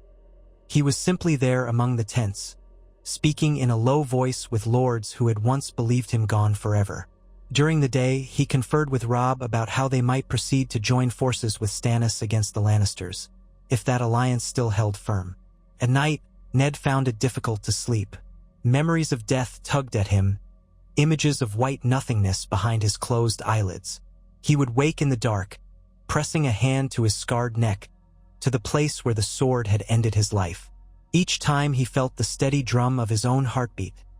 He exhaled in quiet wonder that he had won it all. War loomed on the horizon, and Ned had guided his bannermen this far south to meet it. But the shape of their path remained tangled. The scouts returned from the Riverlands with conflicting tidings. Tywin Lannister still prowled near Harrenhal, unsure where the next blow might come from. Word suggested that Renly Baratheon had crowned himself in the south with the might of Highgarden behind him. And in King's Landing, Joffrey reigned, no doubt shielded by the Queen Regent's cunning and the gold cloaks that had once sworn fealty to the Iron Throne. The realm was splintered thrice over. One late afternoon, with an iron-colored sky overhead, Ned summoned his principal bannermen for a council. Their makeshift command tent stood pitched just inside the mossy curtain walls of Moat Cailin's central tower, stinking faintly of mildew. The walls were half collapsed, letting the sour wind swirl the torch flames. Even so, the gathering of stern-faced lords gave the place an air of gravity. Robb was there, gray wind lying at his feet on the damp stones. Great John Umber scowled, arms folded. Roose Bolton stood in the corner like a pale shadow, his eyes reflecting the torchlight. Ser Helman Tallheart, Lady Meage Mormont, and others ringed the old table. Caitlin stood off to the side, watchful. Theon Greyjoy loitered behind Robb's shoulder. Ned cleared his throat to begin. "My lords," he said quietly, "I've given much thought to the shape of this conflict. We have an understanding, at least an agreement in principle, with Stannis Baratheon, who calls himself the rightful king. Yet we are far from King's Landing, with the Riverlands in turmoil between here and the capital. I had hoped we might unite with the Tully forces of Riverrun to push south. But the Riverlands are battered, and Lord Tywin remains a threat. Meanwhile, King Joffrey holds Sansa, and possibly Arya, as hostages. My aim in this war is to free them, restore justice to the realm, and see my people safe. To that end, we need allies. We already have the North," the Great John growled. What ally could matter more than the Great John's own fists? He slammed a massive hand on the table for emphasis, rattling the tarnished cups. Ned's look was patient. "We have strength, yes, but Tywin Lannister can field tens of thousands. He is cunning, and you have heard the rumors of Renly Baratheon's claim. He, too, commands a formidable host in the south. Ours is but one wedge in this broken realm. If we truly wish to strike at the Lannisters, either at Harrenhal or through the Riverlands toward King's Landing, we must consider the Vale." At that, murmurs drifted among the lords. Meage Mormont gave a curt nod. The Vale's knights have rarely joined the fray. Lysa Arryn sealed herself away in the Eyrie. She even refused Cat's calls for aid, or so I remember. Caitlin let out a soft breath. "My sister is difficult. She claims to keep Robert Arryn safe above all else. But I've not spoken with her in some time. Any ravens we sent have had tepid replies, all empty courtesies." Lord Karstark frowned. "Still, the Vale's knights are among the best in the realm. If they stand with us, that is a host to be reckoned with. And a fast host, too. Those mountain knights can cross the high roads more swiftly than a cumbersome Lannister army." Ned folded his arms. "Exactly. In my youth, I was fostered in the Vale by Jon Arryn. I know those mountains, and I know the loyalty many Vale lords held for Jon's memory. Some among them might rally to the cause of House Stark, if only out of love for the old Warden of the East. But I suspect they have received only Lysa's commands to remain aloof. That can be changed." Roose Bolton spoke, voice as soft as a breath. "You propose we cross the mountains to treat with Lady Arryn?" Ned nodded. "Yes, and not just treat with her. We must speak to the other Vale lords directly if we can. House Royce, Waynwood, Corbray, Grafton, Belmore, and the rest. Let them see me alive with their own eyes, and let them hear the truth of the Lannister treachery, the truth of King Joffrey's parentage, and of my daughter's plight." He exhaled, gaze flicking between the men. "If we can draw the Vale to our side, the path south becomes stronger. We could potentially trap Tywin's forces between the Riverlanders in the west and the Vale in the east, if it comes to battle. At the very least, it will keep the Vale from siding with the Lannisters or cowering behind the bloody gate while the realm tears itself apart." The Great John scratched his beard, expression conflicted. "A fine plan, but it means more delay. The men grow restless. They expected to march. And if you ride east, do we all go?" Robb spoke up, eyes moving from his father to the Ring of Lords. "We can't simply abandon the push south, but we also cannot ignore the Vale. I propose that the main host remains here at Moat Cailin or pushes into the Riverlands to join our Tullykin. Meanwhile, a smaller force, perhaps 100 men, will follow farther east. They can travel more swiftly over the mountains, avoid drawing too much attention, and parley with the Vale's lords before moving on the Eyrie. If my lady mother is willing, she could go as well, as her sister might be more amenable to hearing her pleas." A hush followed. Caitlyn's expression went tense. "I will go. If my sister can be swayed, it might be easier face to face." She was so insistent on isolation after Jon Arryn's death, but perhaps seeing Ned returned will break her resolve to remain neutral. Ned studied his wife. "If it's your wish, you are welcome, but you know how Lysa has changed since all that befell in King's Landing. You must be prepared for resistance from her, or from the knights who advise her." Caitlyn squared her shoulders. "I am prepared." So it was decided, and with that, the council ended. The men turned to talk of practicalities. Which knights would accompany Ned, who would remain with Robb, how supplies would be shared. The Great John was disappointed not to ride out at once to clash with Lannisters, but he accepted the plan when Ned reminded him that the decisive battles lay ahead. Thus, the next morning, 100 mounted men assembled outside Moat Cailin. No shining spectacle, but a compact column. Men of House Manderlys, Bolton, Umber, Serwyn, and some loyal Winterfell guards. Ned himself wore leathers reinforced with mail, and a dark gray cloak pinned with the Stark sigil. He carried a sword from Winterfell's armory. It was no match for the lost Valyrian steel of ice, but it would do. He spoke a final word to Robb, urging him to keep the main army at readiness, then clasped his son's arm. "Should trouble arise," Ned told him, "do not march blindly. Wait for our raven, or if you must, coordinate with the Tullys. I do not want you drawn into a trap by Tywin." Robb nodded, steel in his gray eyes. "I'll not be reckless. The North stands with you, father." With that, Ned led the smaller retinue east along the Green Fork, aiming to cross into the Vale near the southern edges of the Mountains of the Moon. Caitlyn rode at his side, her posture proud, though worry etched lines on her face. She would sometimes glance at Ned as though to reassure herself that his presence was not an illusion. He would meet her gaze, offering a faint, steadying smile. Their journey brought them out of the wet marshes of the Neck, across wind-swept moors, and down muddy roads that grew rougher as they advanced. Here and there, they saw signs of the Riverlands' turmoil. Burned farmsteads, small folk who fled at the sound of hoofbeats. News reached them of Lannister raids still plaguing certain districts, though Tywin's main host had not ventured so far north since the battles near Riverrun. Soldiers loyal to House Tully or House Frey occasionally appeared, watchful. Some recognized Ned's face in wonder, having heard rumors that the Lord of Winterfell lived again. Others simply demanded their business, then waved them on. Ned found the slow pace both reassuring and unsettling. With fewer men at his back, he could move in relative secrecy, but the risk of ambush was ever present. The Vale's high roads were known for treacherous mountain clans, but if things went well, the Knights of the Vale could be an ally unmatched. He prayed silently to the old gods, and perhaps in some half-forgotten corner of his soul, he prayed to Lawler, though the thought unsettled him. He would do anything to protect his children. Perhaps it was wise to beseech every god that might listen. After a week of measured travel, they approached the western foothills of the Mountains of the Moon, rising in stark grandeur before them. Clouds clung to the peaks, veiling them in shifting wisps of gray. A chill wind funneled down from those ridges even though the day was bright. They pressed on, guided by Cailin's recollections and by memories Ned carried from his youth, though those were decades old. The hills turned steep, the roads winding. On either side loomed rocky slopes, dotted with pale trees clinging to the earth.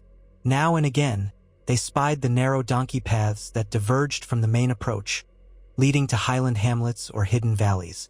At times, Ned would marvel that he had not set foot here since Robert's rebellion. Jon Arryn's seat was the Eyrie, so rarely had Ned needed to tread these roads since the War of the Usurper. The tension among their men rose. They knew the infamous stories of the mountain clans who prowled the passes. The Stone Crows, burned men, black ears, painted dogs, wild folk who scorned the lords of the Vale. They had no illusions that 100 riders might simply brush aside every clan's ambush. But the nights passed without major incident. Now and then, their sentries spotted flickers of movement, silhouettes high above on the ridges. Yet no attack came. Perhaps the clans were busy feuding, or perhaps they had simply decided that these armed travelers were too formidable a target. On the 12th day since departing Moat Cailin, the travelers reached the foot of the fortress known as the Bloody Gate, a narrow pass carved by a winding gorge. Twin watchtowers faced each other across the gorge, connected by a great stone walkway overhead. Beneath that walkway, a steep ravine fell away. A small river glinted in the depths, though from the vantage of the pass it looked like a trickle of silver. This was the threshold to the Vale proper. The lords who ruled behind these gates controlled all entry or exit. Any army that tried to force its way through would be exposed to arrow fire from above, to boulders rolled down the slopes, and to a labyrinth of cunning defenses. One might slip smaller groups around the mountains if one knew treacherous footpaths, but for an army, the Bloody Gate was the only door. At the approach of Ned's column, the sentries on the towers roused. A horn echoed off the stone. Several men in half-plate appeared on the battlements, bows half-lifted, though they did not yet notch arrows. A voice rang out, "Halt! State your names and your purpose. This is the Gate of the Vale. No one passes unannounced." Ned nudged his horse forward, raising one gauntlet hand in a gesture of peace. "I am Eddard Stark of Winterfell." The claim alone might have caused confusion, given the widely known rumors of his death. "I come in peace, to speak with Lady Lysa Arryn." Also present is Caitlin Tully, her sister. From the walkway above, a second voice, calmer and laced with surprise, called down, "Lord Eddard Stark is dead." Ned lifted his voice to carry across the wind. But by the grace of the gods, I stand again. Ask your commander if he would parley with me. I do not come with a host of thousands, only 100. We mean no harm." Then, to emphasize, he drew back his cloak so they might see his features clearly and the direwolf crest at his chest. Silence up on the walls. Ned felt the weight of a dozen pairs of eyes. Even the horses shuffled nervously. At last, a man in the sigil of House Royce, bronze armor, the runes of the first men etched across the breast, peered down. Jon Royce was an older man, but broad-chested and stern of face, with a short beard of iron gray. He shouted, "Lord Stark? Gods be good, you were executed in King's Landing. How is this possible?" "I'll explain," Ned replied, "but not from across a gorge. Will you grant me audience, my lord? Or at least lower the gate to let us speak within these walls? My men and I will yield our weapons if you wish, to prove our intentions." Royce hesitated. He was too practical to dismiss this outright. A lifetime of serving Jon Arryn had taught him caution, but also loyalty to the old alliances. Eventually, he signaled, "Wait there." He disappeared from the parapet, presumably to confer with the knight in command. Caitlin rode forward to stand beside Ned. "Lord Royce was ever an honorable man," she murmured. "If we can persuade him, many of the Vale lords might follow suit." Ned nodded. "It's Lysa I'm less certain about." After many tense minutes, the heavy portcullis across the pass groaned, rising partway. Another knight emerged, clad in the crescent and moon surcoat of House Arryn. He was accompanied by a half-dozen men bearing halberds, while a row of archers stood overhead with arrows nocked but not drawn. The knight saluted stiffly. "My lords, my ladies, in the name of Lady Lysa Arryn, we will permit you inside the gate to parley. We require that you leave half your party outside until terms are decided." Ned nodded. "Agreed." He turned back to his men. "Ser Albar Royce, hold our line here with 50. The rest will ride in with me, but unsling your swords. Let them see we intend no treachery." A wave of compliance rustled through the retinue. Swords were unbuckled and wrapped in cloth, bows lowered. The men parted to allow Ned, Catelyn, and about 50 sworn companions to proceed under the portcullis. Tension hummed in the crisp mountain air. The watchers from above kept their bows trained, but no arrow was loosed. Ned couldn't help but notice how easily the Vale archers could slaughter them if they chose. The pass was so narrow that they could have blocked it with a single volley. He pressed his lips together, remembering how invincible the bloody gate had seemed when he was a boy in Jon Arryn's service. They emerged into a wider courtyard carved out of the mountain slope, ringed by stony ramparts. A causeway and a second gate yawned to the east, leading deeper into the Vale. It was there that Yohn Royce stood waiting, flanked by half a dozen knights in bronze armor. He studied Ned's face, searching for allusions, then turned his gaze to Catelyn. "My lady," Royce said, bowing respectfully, "forgive the caution. We have had many strange tidings these past moons. You appear well." Catelyn dismounted, stepping forward to clasp his hand. "We are well, thanks to the mercy of the gods. My sister, how does she fare?" "She remains in the Eyrie, caring for Lord Robert." Lord Robert, Ned remembered the boy was called Robin by some, was the sickly child Lysa doted upon. "Lady Lysa gave no commands to expect your arrival. Indeed, she repeated her stance that the Vale shall not be drawn into these wars." Royce's lips thinned. "But with you here in person, and you, Lord Stark, everything has changed. My lord, you truly look as though you stand hale before me. I can hardly believe the realm's rumors that your head adorned a spike in King's Landing." Ned dipped his head. "The rumors were true. I was executed, yet I was brought back. A matter of dark or holy sorcery, depending on who you ask." He hesitated, not wanting to dwell too long on the details. "But the realm is in grave peril, Lord Royce. I come to speak plainly. The Lannisters hold my daughters hostage, and Joffrey sits the throne though he has no rightful claim. Meanwhile, Tywin's forces ravage the Riverlands. Renly has crowned himself in the south, and the realm tears itself apart. We need the Vale's help to end this before more innocents die." Royce considered that. "And Lady Lysa? She has apparently refused to muster the Knights of the Vale," Ned said.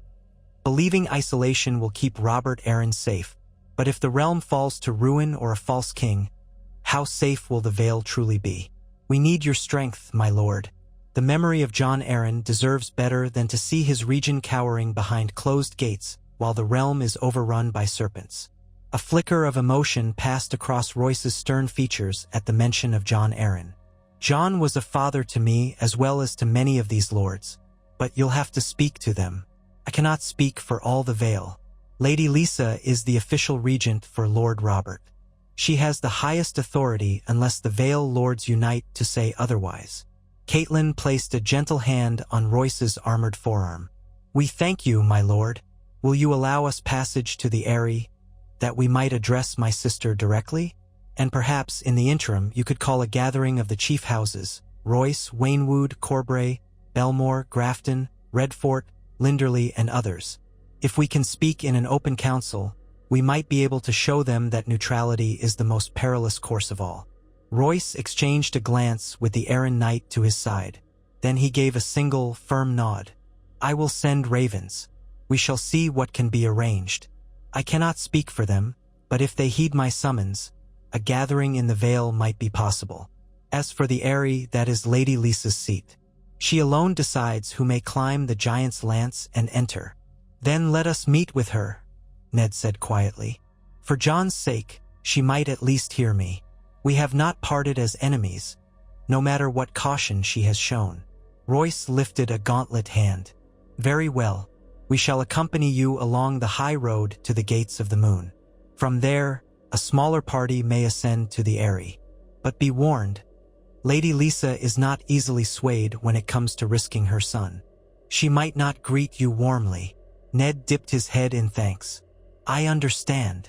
That night, they camped in the wide stone courtyard behind the bloody gate, but it was a more comfortable arrangement than huddling outside the walls. Lord Royce provided tents and some provisions, though he kept a close watch. Ned did not begrudge him caution. The Vale had endured its own turmoils. Bandits, suspicious doings at court, the death of Jon Arryn under suspicious circumstances, but had thus far avoided outright war. Royce was keenly aware that letting in hundreds of northern soldiers might fling the Vale into open conflict. By torchlight, Ned and Catelyn sat near their fire, discussing their hopes and fears for the audience with Lysa. A starry sky arched above, the mountain peaks black against the luminous band of the moonlit horizon. The hush of the heights pressed in, broken only by the occasional clang of distant sentries or the snort of horses. "Lysa was always protective," Catelyn said quietly, pulling her cloak tighter around her shoulders. "Ever since Robert was born, she's become more fearful for him.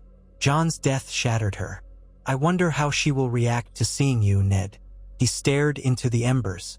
"I cannot guess, but if she'll not be moved by family, I will try reminding her of the threat that the Lannisters pose.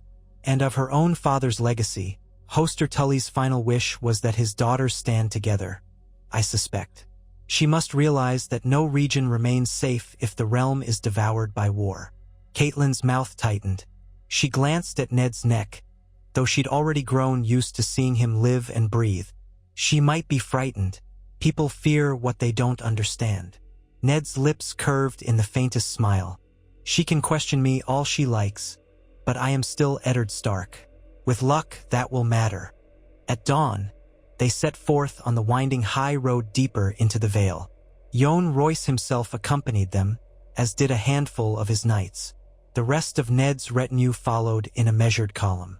The mountains loomed closer, revealing the jagged outlines of cliffs and ridges. Occasional waterfalls tumbled down from meltwater high above. The path was narrow in places, wide enough in others to allow wagons. The Vale, a high green country surrounded by natural walls, was as beautiful as Ned remembered. Crisp mountain air, the glint of hidden lakes, scattered farmland in the fertile lowlands. Even from a distance, one could spot the swirl of hawks riding the currents near the lofty spires. There, perched upon the giant's lance, soared the Eyrie, or so Ned recalled, though from this angle the fortress was hidden behind crags.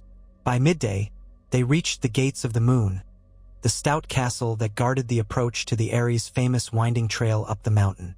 Here, Lady Lysa's knights demanded parley. Royce stepped forward, presenting Ned and Catelyn. Reluctantly, the knights admitted them, instructing that only a small number could ascend to the Eyrie. The rest must remain below. Ned agreed readily enough. He had no desire to appear threatening. So he, Catelyn, Yohn Royce, and a handful of chosen companions, Ser Winton Manderlys among them, prepared for the climb, leaving the bulk of their men in the castle courtyard. It was well known that the path to the Eyrie was too steep for horses and only wide enough in places for mules or foot traffic. The journey took the better part of the afternoon. Switchback trails cut into the mountainside, with drop-offs into dizzying chasms. The air thinned as they ascended. 3 way castles stood at intervals, stone, snow, and sky, each requiring permission to pass. It was a test of endurance, made more anxious by the knowledge that a single slip could mean a plunge into the abyss.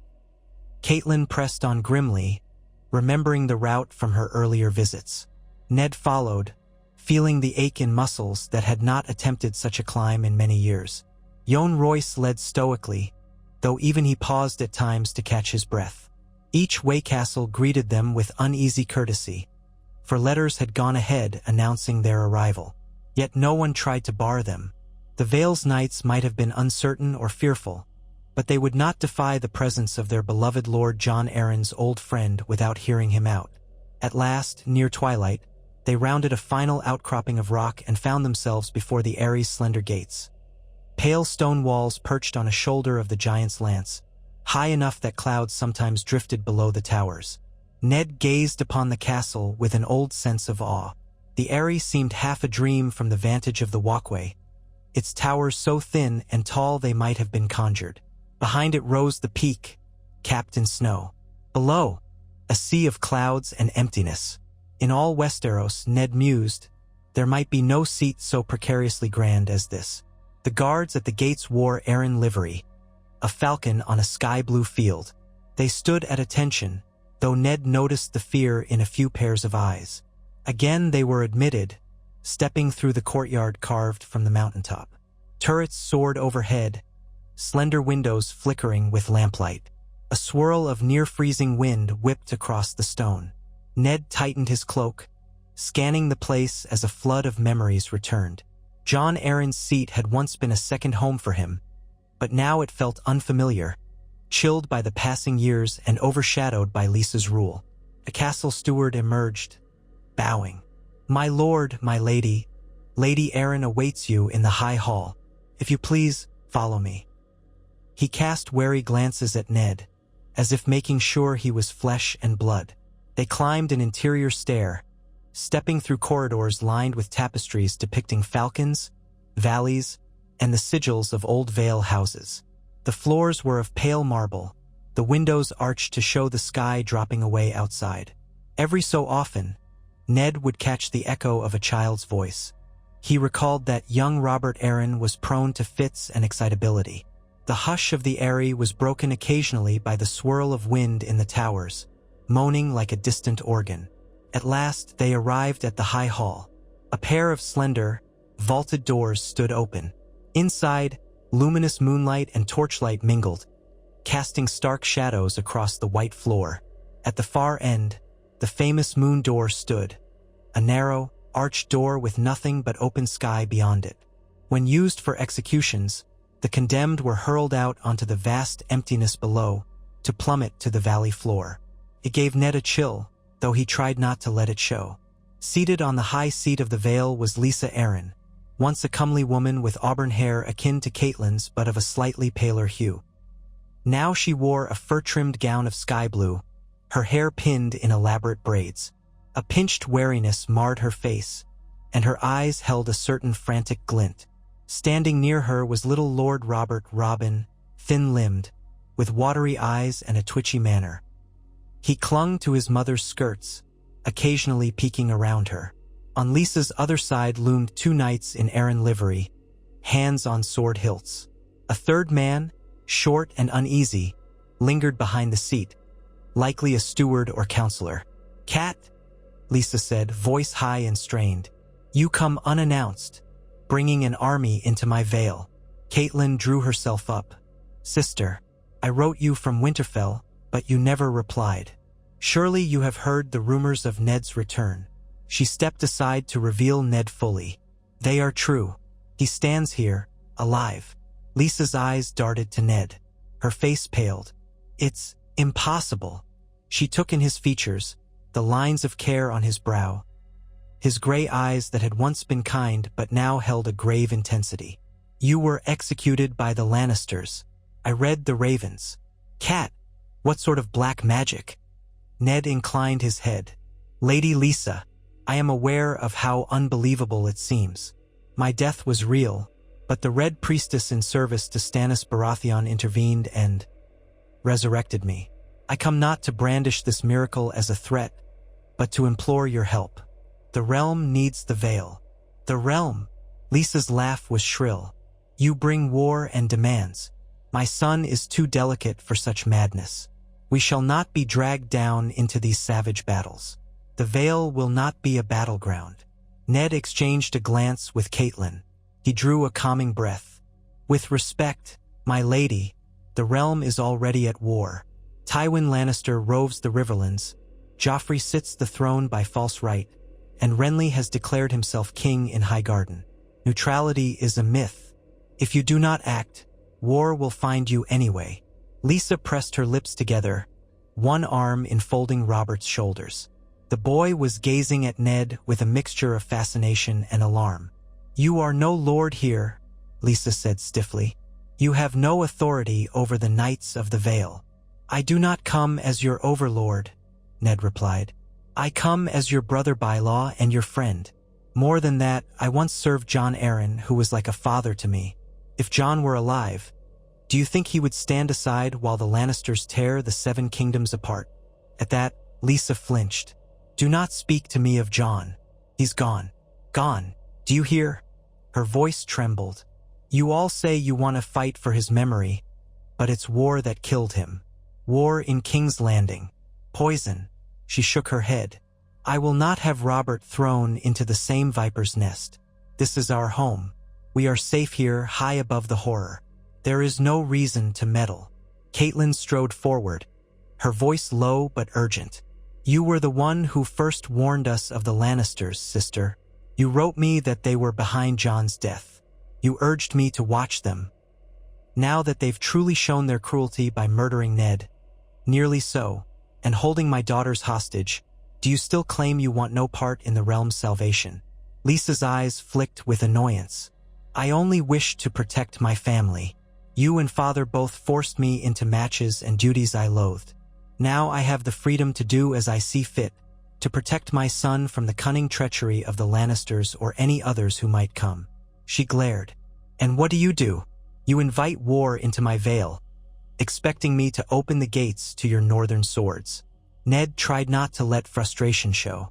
"Lady Arryn, I do not deny your love for your son, but I beg you to see reason. The Vale's swords can turn the tide of this conflict. Stannis has sworn he will dethrone the Lannisters. Once Joffrey is deposed, we can bring peace. My daughters might be saved from King's Landing. House Arryn can reclaim its rightful place as a leader in the realm. Otherwise, you risk letting the Lannisters grow stronger. They will not forget or forgive your earlier accusations. Sooner or later, they will turn their gaze on the Vale. You cannot stay hidden forever." A brittle quiet fell. Lysa squeezed her son's shoulder. The boy stirred, peering from beneath her arm. "Mother, is that truly Uncle Ned? The one you said was beheaded?" His voice trembled. "Is he a ghost?" "He's no ghost," Caitlin said softly. "He is the same man who once stood by your father's side."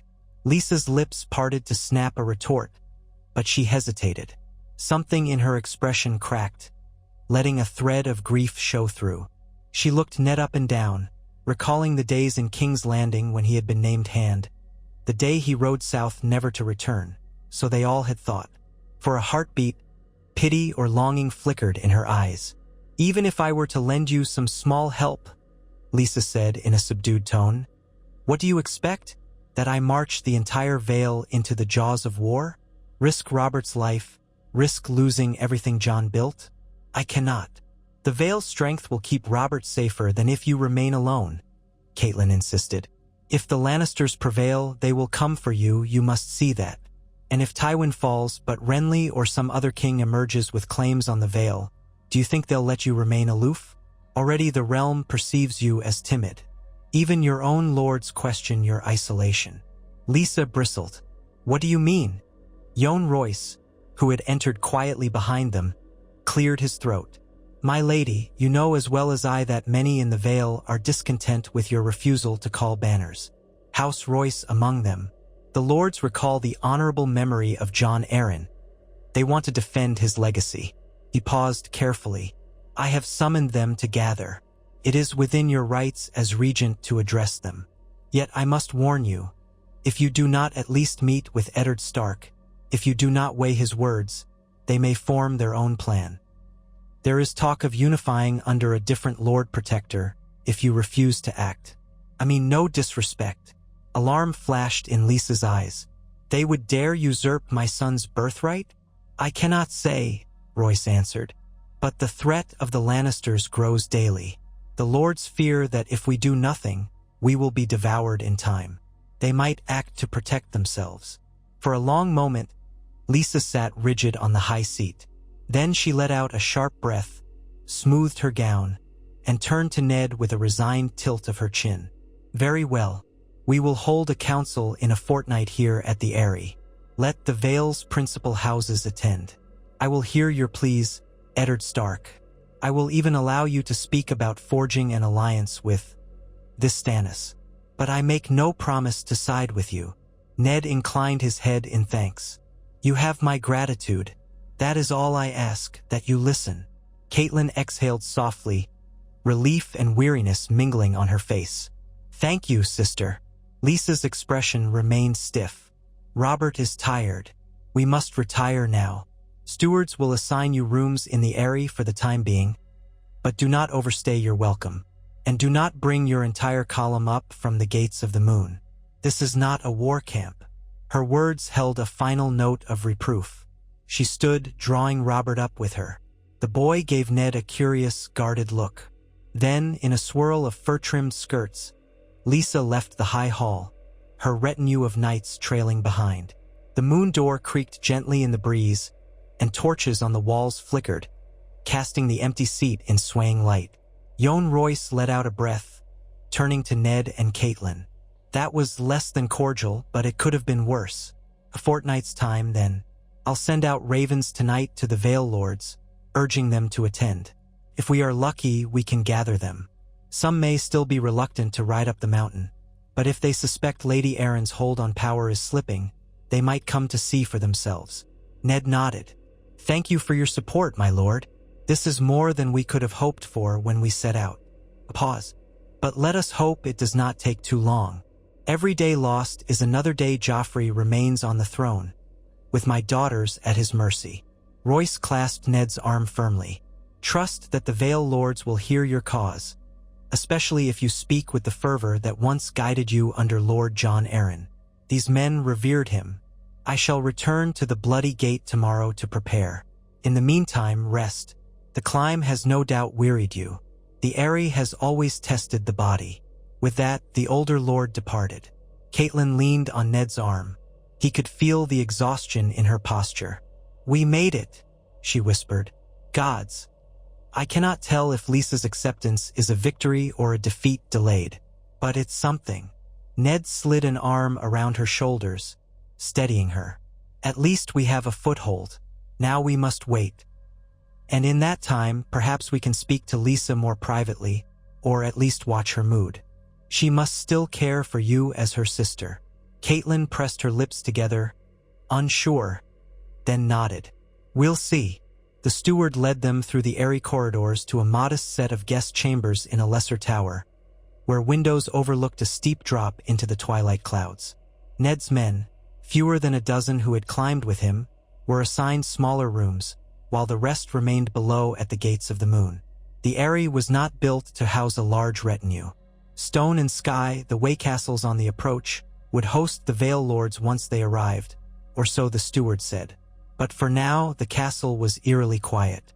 Ned opened a narrow window and looked out on the gloom. Far below, faint lights dotted the valleys, and beyond them, the dark shadow of the mountains.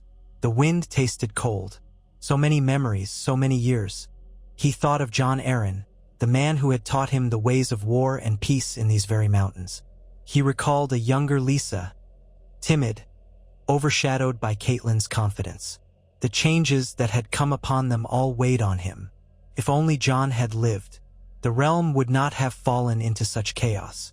Perhaps Ned would never have journeyed to King's Landing, never known the block. Caitlin stepped behind him, placing a hand on his shoulder. What are you thinking? That it's strange to stand in this place after all these years. I wonder if Lysa truly believes she can remain apart from the realm's troubles, or if she's simply frightened beyond reason. He sighed. She is not the same woman you once knew, Cat. No, we've all changed. But if seeing you, truly alive, did not shake her from her retreat, I don't know what will. Perhaps the Vale Lords might do it. Still, a fortnight is quite a wait. Ned frowned. Yes, I worry for my daughters, for the alliances forming in the south. But I see no other path. Lysa controls the Vale's mobilization. If we push her too hard, she might close the gates on us entirely. Caitlin squeezed his hand. One step at a time. Let's not dwell on defeat before the council has even begun.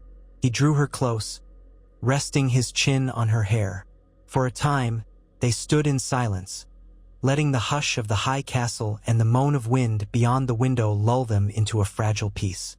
Ned felt the slow beat of his heart, remembering how close he'd come to never feeling anything again.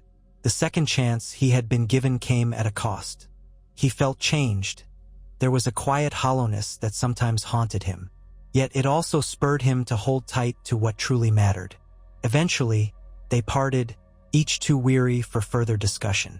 They shared a simple meal brought by the steward, stewed barley and mountain hare, crusty bread, a little wine. Then Ned settled onto the featherbed. It was narrower than the ones at Winterfell, but after so many days on the road, it felt luxurious. The cold wind whistling outside lulled him into a heavy sleep. For once, no black dreams came to trouble him. Morning found the Eyrie clinging to the edge of a bank of clouds. The sky overhead was bright, but mist swirled below the parapets, giving the illusion that the castle floated on an island of stone adrift in a sea of white. Ned roused himself and went to the courtyard, accompanied by Ser Winton Manderlys, to see if Lysa would grant them a private audience. They were met by a stern Arryn knight who informed them that her ladyship is indisposed with Lord Robert. The child, it seemed, had suffered a restless night. She asked that they abide in the Eyrie's hospitality but not disturb her. Ned returned to find Catelyn waiting anxiously. A flicker of frustration crossed her face when he relayed the message. "She means to keep her distance," Cat said. "I fear we'll make little progress unless the Vale Lords force her hand." "Perhaps that will be enough," Ned answered. "In the meantime, we can move quietly among the knights here, talk to them about the realm, gauge their sentiments. The Vale Lords who come to the Eyrie will likely do the same. We must be patient." Patience had always been more Ned's virtue than Catelyn's. She paced in the corridors, looked down from the Eyrie terraces, and wrote letters to Robb in the north, updating him on their slow progress. Ned spent time speaking with some of the guards and stewards, listening to the gossip that circulated about Lysa's rule. Most seemed to agree that she was overprotective of Robert and fearful of any conflict. Some spoke with longing for the days of Jon Arryn's leadership, when the Vale was respected throughout the realm. A few recognized Ned from those times and greeted him warmly, if guardedly. Meanwhile, Yohn Royce departed to gather other lords. Raventree Hall was in the Riverlands, but the Royces had branches and lesser cousins scattered in the Vale. House Waynwood, House Corbray, House Grafton of Gulltown, House Redfort, House Belmore, House Linderley, House Hunter. These and others each held some measure of power. A fortnight passed, and one by one, retinues began climbing the narrow passes, braving the way-castles and the thin air, to assemble at the Eyrie. It was not a swift process. Some lords complained at the difficulty, but each came for reasons of pride, curiosity, or caution. Lysa's stance had left them uneasy, and the rumor that Eddard Stark had returned from death spread with each passing day. Catelyn took note of which houses arrived first, which were represented by younger heirs, which by older lords. Ned joined her in greeting them in the courtyard once they emerged from the final gate, offering quiet welcomes. They explained that a formal council would be held in the High Hall at Lady Arryn's bidding. Yet still Lysa delayed, waiting until all who meant to come had arrived. Ned suspected she hoped that many would simply stay away. But to her dismay, nearly every significant house of the Vale was represented. The question of the realm's fate weighed heavily enough that even the reluctant lords roused themselves to attend. At last, the day came when Lysa could stall no longer. Servants bustled to prepare the high hall with extra benches, though it was not a great space for large gatherings. Torches blazed along the walls, and sunlight poured in from a row of lofty windows set high in the vaults. The floor had been cleared save for the seat of the Vale, where Lysa would preside, and a dais where Robert's smaller chair stood, though the boy rarely sat still for long. Knights in sky-blue livery lined the perimeter, halberds at the ready. Ned stood near the center of the hall with Catelyn, waiting as the Vale Lords filed in. He recognized many from years past. Lord Ian Hunter, big-bellied and red-faced. Lady Anya Waynwood, stately in her older years, her wrinkles speaking of a lifetime's worth of duty. Lord Belmore with his hawkish nose. Lord Grafton from Gulltown, looking somewhat haggard, and Lyn Corbray, slight of build but with a certain lethal grace in how he moved, the pommel of his sword shaped like a heart. Each arrived, exchanged pleasantries, cast uncertain looks at Eddard Stark, and took places on wooden benches arranged in a semicircle. The hush of curiosity and tension grew. Many had not set foot in the Eyrie for months, if not years. At length, horns sounded to announce Lady Arryn. She appeared at the far end, wearing a high-collared gown of powder blue velvet, her hair pinned in a net of silver threads. Robert clung to her hand, wide-eyed at the sight of so many lords. Behind them strode a pair of knights, carrying the tokens of House Arryn. Lysa stepped onto the dais and settled in the Vale's seat. Robert climbed into his smaller seat, shifting nervously. Silence fell like a drawn curtain. Lysa surveyed the assembly, her eyes flicking with slight panic at the scale of the audience. "Lords of the Vale," she began in a clear voice, though an undercurrent of tremor betrayed her tension. "I have summoned you to address the matter of these wars that rage throughout the Seven Kingdoms, and the presence of Eddard Stark, who stands here, miraculously alive. You all know my stance. The Vale must remain above these petty conflicts. I have done what I must to keep my son safe and preserve our domain. But some among you have demanded we meet to discuss a new course. So here we are." A murmuring response swept the hall. Lysa lifted a hand for quiet. "Let us first hear from Lord Stark himself, who would speak on behalf of the North and, I suppose, on behalf of Stannis Baratheon." She spoke the name with thin distaste, as if it were an unwanted morsel. "Then you lords may respond as you see fit." She flicked her gaze to Ned, as if to say, "The floor is yours." Ned took a measured breath, stepping forward. No illusions here, this was a precarious audience. Each Vale Lord had come with his or her own doubts, hopes, or hidden agendas. Some were dyed-in-the-wool loyalists to the memory of Jon Arryn. Others might care more for personal advantage. He searched for the words that might sway them. "My lords and ladies of the Vale," he began, letting his voice carry. "Many of you remember me from years past, when I was a ward to Lord Jon Arryn. He taught me honor, shaped me into the man I became. I loved him as a father, and I have ever cherished the Vale as a second home.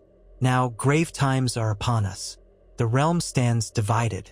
Joffrey Baratheon sits the Iron Throne, but I discovered, and many of you may suspect, that he is not Robert Baratheon's true son. He is the product of incest between Queen Cersei and her brother Jaime.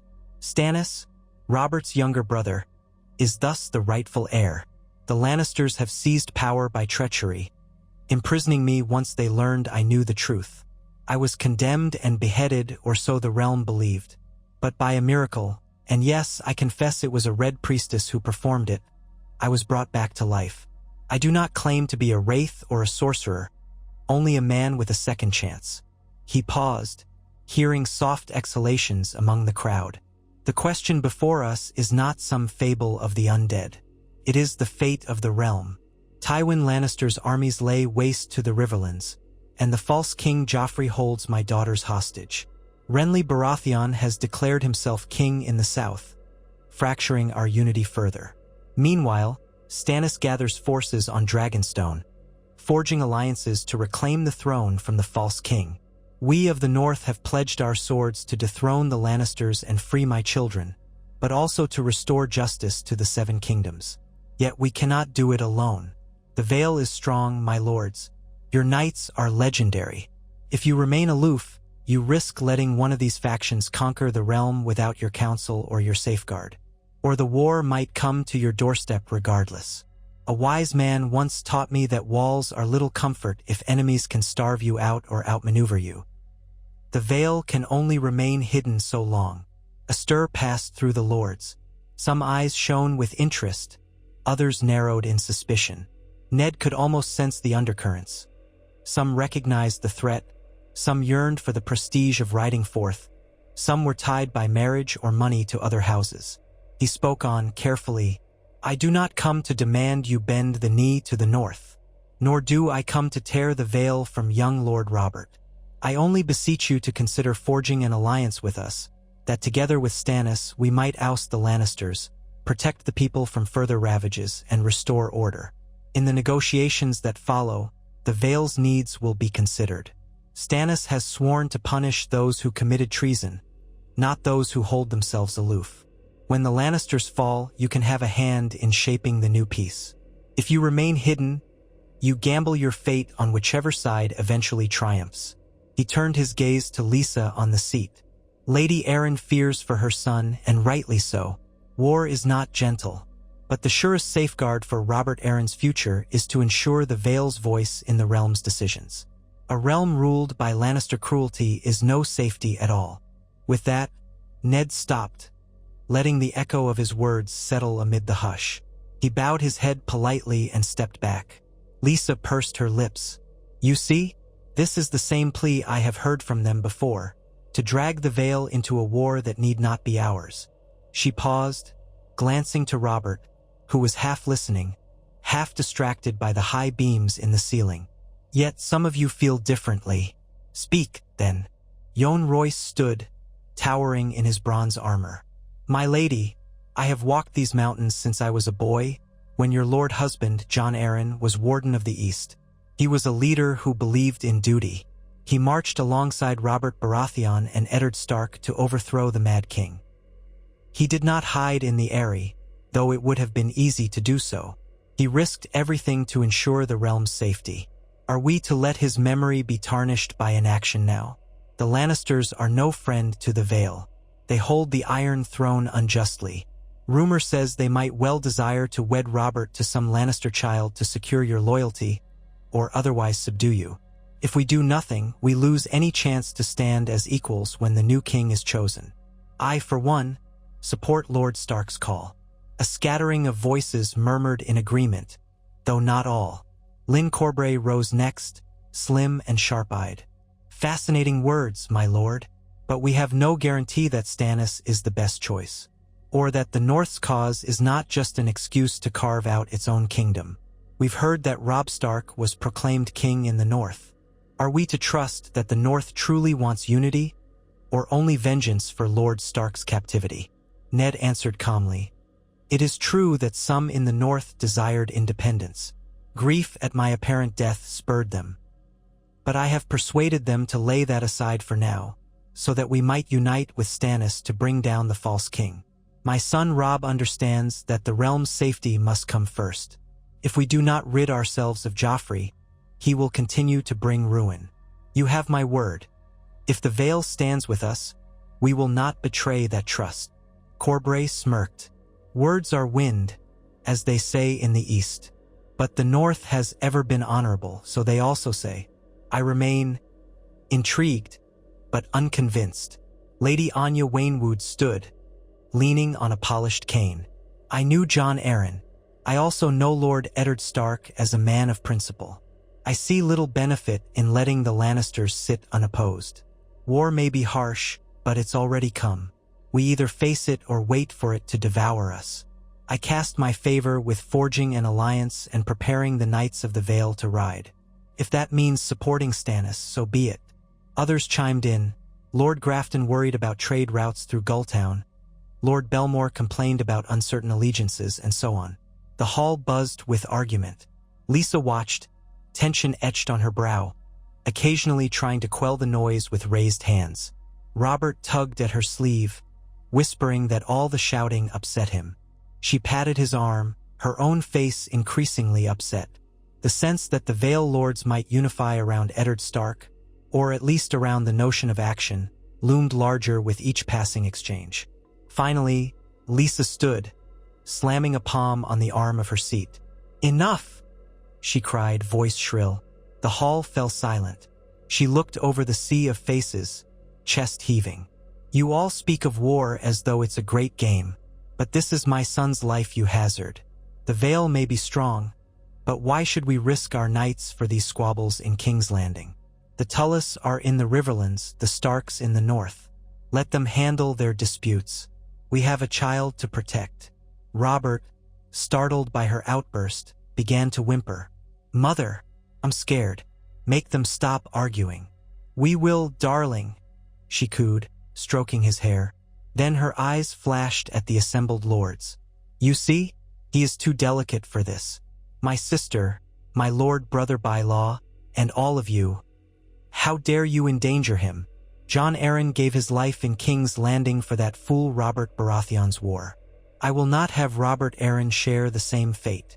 A hush followed, thick as winter fog. Yohn Royce met her gaze squarely. My lady, is it not also dangerous to remain blind to the realm's unraveling? If Tywin Lannister triumphs, your son's position could be forfeit. Or if Renly triumphs or some other power, we still have no guaranteed alliance. Our safety is illusory unless we secure our place at the table of the new order. That's enough, Lord Royce, Lysa snapped. I am regent, and I say the Vale remains neutral. This council has served no purpose but to confirm that you are all too eager to fling our men into chaos. Dismay rustled among the lords. Some began to protest that a majority demanded a call to arms. Lyn Corbray's lips curled in a sardonic grin, as though enjoying the drama. Lady Waynwood slammed her cane against the floor. Lady Arryn, you have no right to ignore the will of the Vale's leading houses. I have every right, Lysa spat. Robert is lord of the Eyrie. I speak for him, unless you mean to overthrow us. That landed like a hammer. No one answered immediately, though tension radiated in every corner. Ned realized how quickly this could turn to a clash if Lysa tried to arrest those who opposed her. He cleared his throat and stepped forward again. Lady Lysa, he said gently, no one seeks to usurp your son's seat. We only ask for a wise decision that ensures the Vale's future. At the very least, will you allow the lords to form a war council of their own? Let them plan how best to defend the Vale against Lannister aggression if it comes. That costs you nothing. You can maintain neutrality while your lords prepare for possible conflict. A long silence. Lysa's eyes darted. Robert sniffled by her side. The lords watched, some with condemnation in their gaze, others with fear. At length, she let out a shaky breath. Very well. They may talk. But I will not raise the banners unless I see cause. She shot a warning look at Ned. If it appears you and your northern men are plotting behind my back, I will have you put out the moon door, miracle or no miracle. Ned inclined his head, schooling his features into calm. I understand. The council degenerated into pockets of murmured argument. Lysa stood abruptly, gathering Robert, and swept from the hall in a swirl of blue velvet. Her knights followed. Once she was gone, the lords erupted in frustration. Some loudly insisted that they should defy Lysa's stance. Others, more timid, tried to placate both sides. Yohn Royce, Lady Waynwood, and others gravitated toward Ned, urging him to remain and help them form a plan. Will she truly block us from raising our banners? Waynwood asked quietly. She does not have the numbers to quell all the Vale houses if we unite. But open defiance would fracture us, and the boy lord might well be traumatized. Ned let out a slow breath. I do not wish to see open strife here. There must be a middle path. If the majority of you are resolved to join the war, perhaps you can gently override Lysa's refusal by swaying her counselors, and showing that Robert will not be endangered if you mobilize for the realm's sake. If she remains obstinate, you may have no choice but to declare a regency council that supersedes her, in the interest of Vale's well-being. But that is your decision. I am an outsider, albeit one who loves the Vale. Royce rubbed his chin. We do have the right, by Vale custom, to form a Lord's Declarant if we believe the regent is acting contrary to the Vale's interests. Seldom done, but the precedent exists. Still, such a step is not taken lightly. Lady Waynwood sighed. We near that threshold. We have already lost precious months to Lysa's dithering. If the Lord's Declarant present her with a unified front, she might yield. Or she might threaten to drop you out the moon door, Corbray said with dry amusement. Still, I like the notion. My sword grows dull from lack of use. Ned studied them. It will not be me who forms such a council, but if you do, I will stand with you. I would welcome the Vale's knights in the struggle against the Lannisters or any false king who sits the Iron Throne. They separated, each lord returning to their retinues to discuss the matter further. Catelyn found Ned near the dais, her face drawn. "This is turning into a greater conflict than I feared. Vale lords against Lady Arryn. If blood is shed here, sister against sister, Jon Arryn's memory will be tarnished indeed." Ned nodded. "Yet war is already upon us, my love. The Vale cannot remain as it was. The question is whether Lysa will see reason before it is too late." Looking around, he saw the men filing out of the hall, accompanied by the hush of cold mountain drafts. The chatter of hushed but urgent conversations echoed in the vaulted passages. If a Lord's Declarant formed, they might effectively set aside Lysa's illusions of neutrality. But that could take time and might spark bitterness. Meanwhile, Stannis would soon need decisive commitments, and the Lannisters would keep tightening their grip on King's Landing. Ned prayed fervently for a swift resolution. The following days were full of private conferences among the Vale Lords, hush-hush meetings in side chambers or around the hearths. Yohn Royce and Lady Waynwood took the lead, conferring with a select group: Belmore, Linderly, Redfort, Grafton, and more. Lyn Corbray hovered on the margins, occasionally dropping pointed remarks about glory in battle. Ned was invited to some of these gatherings, quietly explaining how the North intended to coordinate with Stannis. He could not promise everything, but he could assure them that the Vale's presence would be welcomed, that the kingdom's post-war settlement would respect the Vale's rights and Lord Robert's seat. Rumors swirled that Lysa herself was furious and that she scolded any lord who approached her for a decision. Robert was said to have thrown tantrums, insisting he wanted no part of their nasty swords. Over time, the possibility of a Lord's Declarant rose from a whisper to a near certainty. The final impetus came when Lysa threatened to banish Yohn Royce for conspiring with outsiders. This rash act outraged half the Vale's assembled leadership.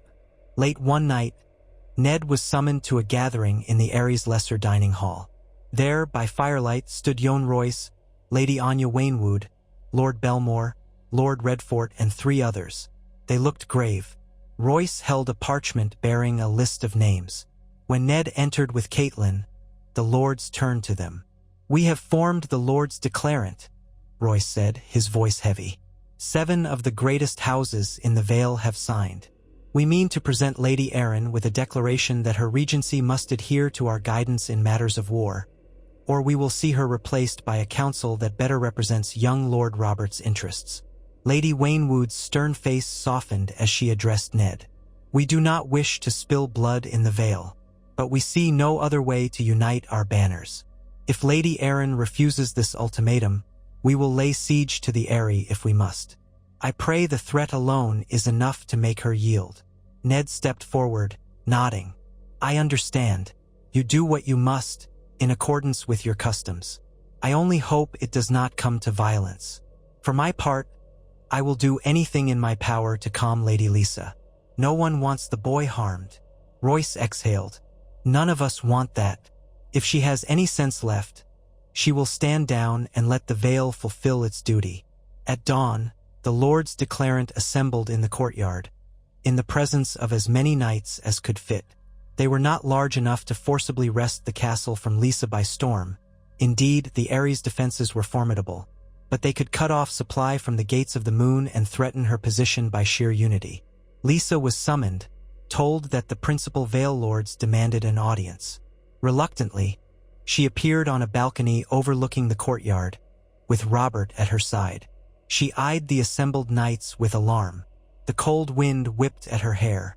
Yohn Royce stepped forward, parchment in hand. "Lady Arryn, we, the undersigned lords of the Vale, do hereby declare that your regency for Lord Robert Arryn must honor the will of the Vale's houses. We cannot abide further isolation while the realm is threatened. We demand that you authorize the raising of the Vale's banners in alliance with Eddard Stark and Stannis Baratheon to remove the false King Joffrey. Should you refuse, we stand prepared to remove you as regent and govern in Robert's name until he comes of age." A hush. Lysa's face twisted in fury and despair. "How dare you?" she shrieked. "You traitors! You would tear my son from me. Robert, they want to murder us." Robert, trembling, clung to her. "Mother, send them out the moon door. They're mean. The lords stood firm.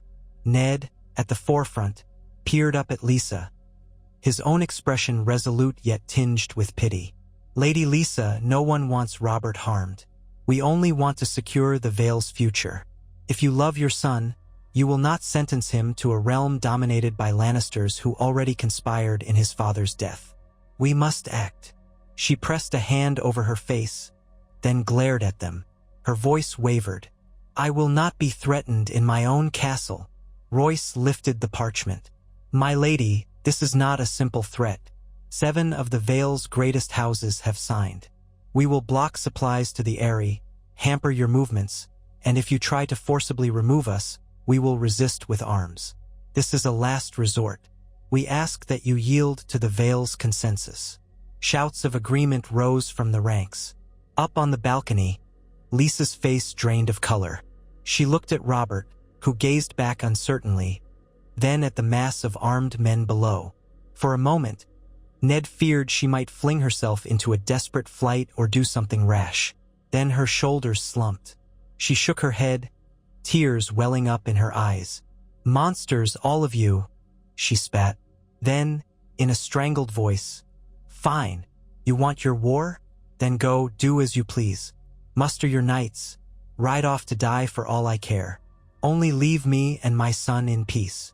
Her voice broke on the last word. A low ripple of relief spread among the gathered lords. Royce bowed. "We vow to protect your son's inheritance. He will remain Lord of the Eyrie. We only require your official sanction that the Vale's banners may march with Eddard Stark. Let that be proclaimed, so the men know it is done." Lysa's mouth worked, but no sound came. Finally, she snarled, Yes, do it. But keep your swords and your bloodshed away from my child." The courtyard erupted in cheers, though they were partly overshadowed by Robert's frightened wail from the balcony.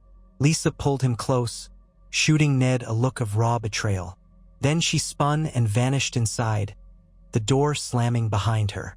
Ned closed his eyes a moment. This was not how he had wished it to unfold. Yet the Vale Lords had a sense of triumph. They had effectively compelled the regent to yield. Now the Knights of the Vale could be mustered for war, forging the alliance Ned had prayed for. Caitlin joined him, pressing her lips together. "She hates us for this. She'll forgive us in time," Ned murmured, though he was not sure he believed it. "At least Robert remains in his seat, and the Vale is free to join the realm's struggle." Caitlin nodded, looking up at the walls of the Eyrie.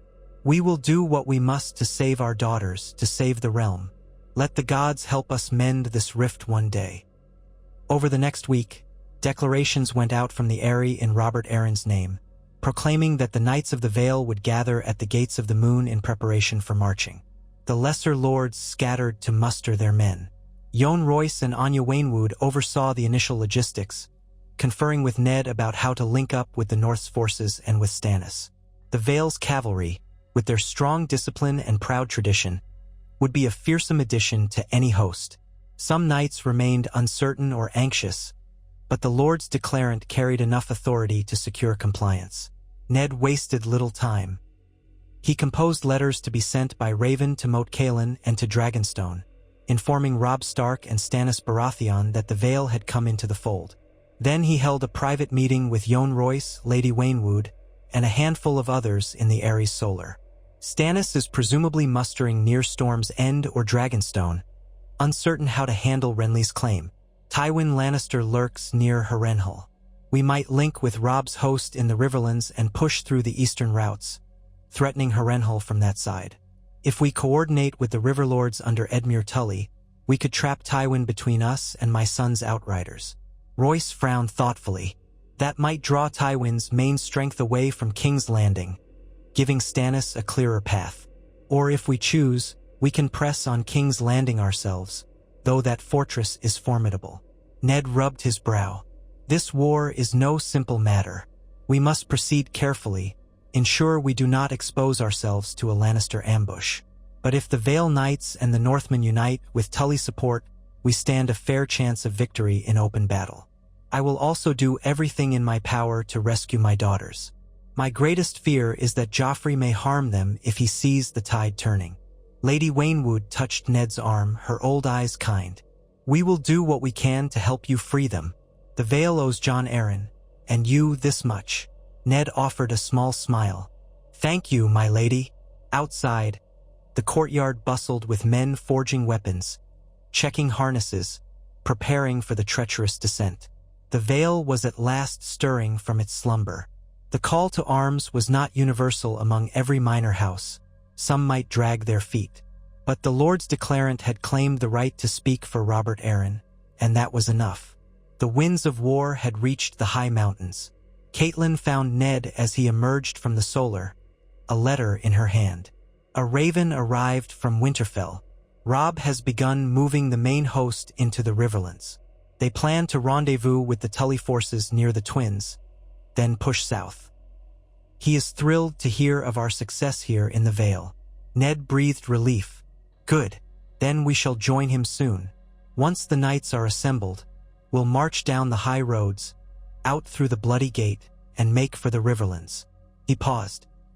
And what of your father, Hoster Tully? Have we any word from Riverrun? Catelyn's eyes saddened. He declines daily.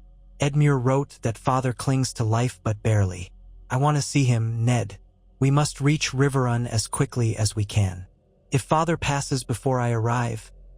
She trailed off, lips trembling. Ned placed a hand on her cheek. We'll make haste. I promise.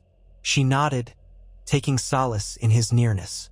They parted, each hurrying to finalize their tasks. Time was short. The realm was in flames, and though the Vale's knights promised hope, many miles and many perils lay between them and King's Landing. A grand muster took shape at the gates of the moon over the next fortnight. Columns of knights arrived, banners fluttering with sigils of falcons, swords, old runes. The roads had never been so crowded. Horses stamped in the lower courtyard. Squires bustled to carry messages between lords. Supplies were hauled up from Gulltown. A sense of grim determination pervaded the camp. The Vale lords recognized that they were going to war, something many had not done since Robert's rebellion, or never at all. Ned stood on a balcony with Yohn Royce, overseeing the mustering. 6,000 knights, Royce said, plus a few thousand footmen, not the entire Vale's population, but enough to move swiftly and strike hard. We can gather more as we go, if needed. Ned nodded. It's an impressive sight, and we can join with Robb's host, which is larger but more mixed, mostly foot with some cavalry. Together, we can challenge even Tywin's might. Royce agreed. We only pray for the weather. The passes can be treacherous this time of year. But once we're clear of the mountains, the worst is behind us. In the final days, Ned tried one last time to see Lysa, to part on some note of understanding. She refused him. From behind her closed door, she sent word that she was ill, that Robert could not be disturbed, that the realm's business no longer concerned her. Sorrow weighed on Ned's heart, but he could not let it deter him. The Vale was mobilized, and that was the best he could do. Catelyn also tried, finding the same refusal. She left a letter for her sister, pleading for reconciliation, but received no reply. So it was that, on a cold morning wreathed in gray cloud, the newly united host of the Vale began its march out of the mountains. Lords robed in steel and mail led their banners. Sergeants whipped the standard-bearers into a proud formation. The clatter of hooves on stone echoed through the high passes. Many men wore the Falcon and Moon device. Others displayed their house sigils proudly. Ned rode with Yohn Royce and Lady Waynwood at the vanguard, while Catelyn and a small guard followed. They passed the bloody gate, where Ned's own retinue from the north waited, and found them cheering at the sight of so many mounted knights. In the middle of the pass, Ned paused to look up at the fortress towers that formed the gate. He thought of Lysa, high in the Eyrie, isolating herself and Robert. Perhaps one day the realm's peace would allow them to reconcile. For now, she had done the single most important thing, freed the Vale to fight for justice. They pressed onward, a long column snaking down into the foothills. The crisp mountain air gave way to milder breezes as they descended. Soon they would cross into the Riverlands. War beckoned them, but Ned felt a renewed sense of purpose in his chest. The North had not marched alone after all. The Vale was with them. He glanced at Caitlin, who rode at his side, a determined light in her eyes. They shared a small, grim smile. Too many trials lay ahead. Battles, sieges, the rescue of their daughters. But for this moment they had won a victory of its own kind. The realm might yet be saved from the jaws of Lannister dominion. As the grand host of Vale Knights spilled out onto the plains, Ned raised his head to the sky, letting the wind wash over him. Winter was still coming, as it always did. Yet he lived, and while he did, he would fight with every breath. The Vale would fight beside him. No matter how dark the path grew, Eddard Stark carried on, resolved that a second chance at life was too precious to squander. If the cost of his resurrection was shadow and fear, he would pay it gladly to see his children safe, the Lannisters toppled, and the realm at peace once more. The thunder of hooves filled his ears, and he rode forward, into the swirling uncertainty of war, yet also into the hope of a united cause. They came through the neck in a steady flood, steel-tipped spears and the heavy tramp of horses forging southward beneath banners of wolf and falcon. From the vantage of a distant rise, one might witness the columns winding across the horizon. First the Northmen, in leathers and furs, with sigils of the great houses that had once sworn to Eddard Stark alone. Then the proud knights of the Vale, near silent in disciplined ranks, their polished plates and half-plates bearing the sigils of Royce, Waynwood, Belmore, Redfort, and so many more. Over them all flew the dire wolf of Winterfell and the moon and falcon of the Eyrie. Circling them like a watchful hawk was the knowledge that these two proud forces, so long separated by mountains and suspicion, now marched as one. By the final count, their combined numbers had swelled beyond all initial hopes. Nearly 80,000 strong, a force large enough to shake the ground beneath their tread. The North had emptied itself of fighting men, Karstarks, Umbers, Boltons, Manderlys, Tallhearts, Glover men, Serwyn women even, for some savage wives refused to remain behind. Then had come the Vale. The Lords Declarant had roused a host of steel-clad knights and sturdy foot soldiers from mountain towns and fertile valleys. It was an alliance hammered out by weeks of negotiation and, ultimately, Lady Lysa Arryn's reluctant acquiescence. No matter her bitterness, her signature affixed to the Lords Declarant's demands had opened the floodgates. Now they marched side by side under Eddard Stark's quiet command, for the North had accepted his return as a sign that their cause was blessed by gods, be they old or red. And the Vale's lords, some half-reluctant, followed Yohn Royce, Lady Anya Waynwood, and others who championed the memory of Jon Arryn. Caitlin Tully went with them too, anxious to see her father in Riverrun and join her brother's cause. The column trailed across miles of dusty road, spanning farmland and hills. Riders kept watch, but no foes presented themselves. The realm was at war, yet for the moment these tens of thousands advanced unchallenged. They intended to link with Robb Stark's contingents, who had moved deeper into the Riverlands, forging an unholy wedge between them and the Lannisters' domain. Eddard Stark himself rode near the van, flanked by Robb's outriders on one side and Vale Knights on the other. His jaw was set, his eyes keen, though lines of weariness showed at their corners. Each evening, as they made camp, he would walk among the men, speaking quietly of duty, honor, and the care that must be taken not to burn or pillage the small folks' lands. Beneath all his words lay one urgent vow, that they must rescue Sansa, that they must find Arya, that they must see justice done. In dark moments, Ned wondered if the cost might prove too high. Yet the host marched on, unstoppable as the tide. In King's Landing, whispered rumors of Ned Stark's resurrection had bloomed like a poisonous flower. Word had reached the Red Keep that Eddard Stark not only lived but led a monstrous host from the North and the Vale combined. Servants and guards repeated the rumor in anxious half-breaths. And if the small folk dared speak of it, they did so only in flickers of dark excitement, remembering that Stark had been beheaded on the orders of the Boy King. Now, to hear the talk, a man returned from the grave sought vengeance. Tywin Lannister had been away in the Riverlands, with Harrenhal as his seat of strategy. Upon hearing the first credible reports that Ned Stark truly lived, He had left his subordinates to hold Harrenhal and come to King's Landing with a smaller escort.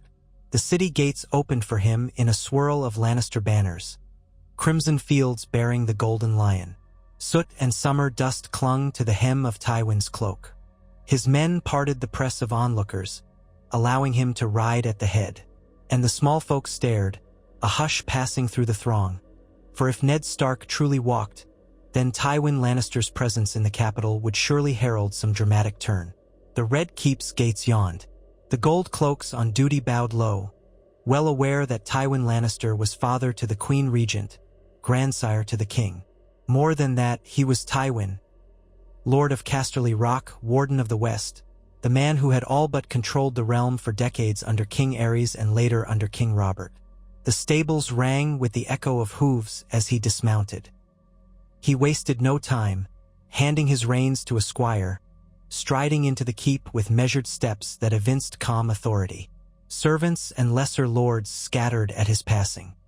He crossed the stone corridors to the royal apartments, ignoring the greetings of minor courtiers.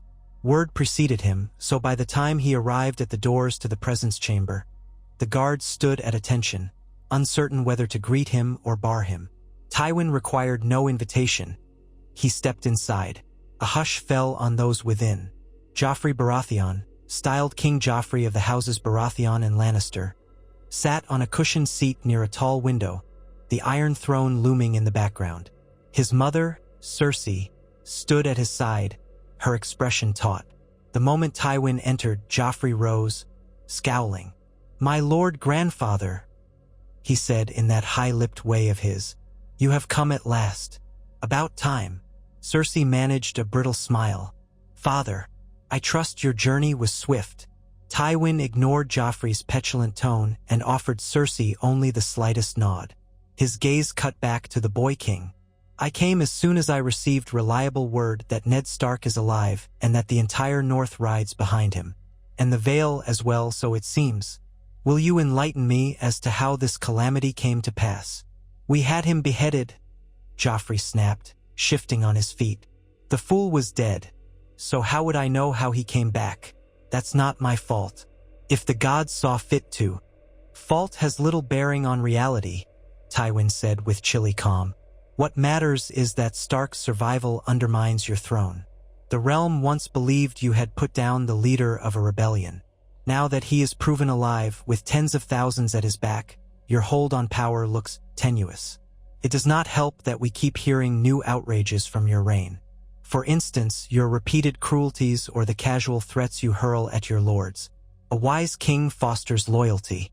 He does not sow fear and chaos with every outburst." Joffrey's eyes flared. "Are you saying I am not wise?" He jabbed a finger in Tywin's direction. "I am the king, old man, not you, and I will have you speak with respect or I'll—" "Joffrey," Cersei interjected hurriedly, face flushing. "Your grandfather only means that events have changed. We must be prudent. The Lannisters do not yield." "Oh, shut up, mother," Joffrey spat, rounding on her. "You told me Ned Stark had confessed treason, that executing him was the right call. Now look what it's wrought. Perhaps if you'd not meddled, we wouldn't be in this predicament." He whirled back to Tywin. "You say I should be wise? Then tell me how. Will you conjure a bigger army? Or must I do everything myself?" The presence chamber hush was absolute. A dozen courtiers along the walls stared with bulging eyes. No one dared speak. Tywin Lannister's face remained controlled, though a faint muscle jumped in his jaw. He took a measured step toward Joffrey. The boy king bristled, but Tywin did not slow. He was not a large man physically, nor particularly tall, but the aura of authority around him was fearsome.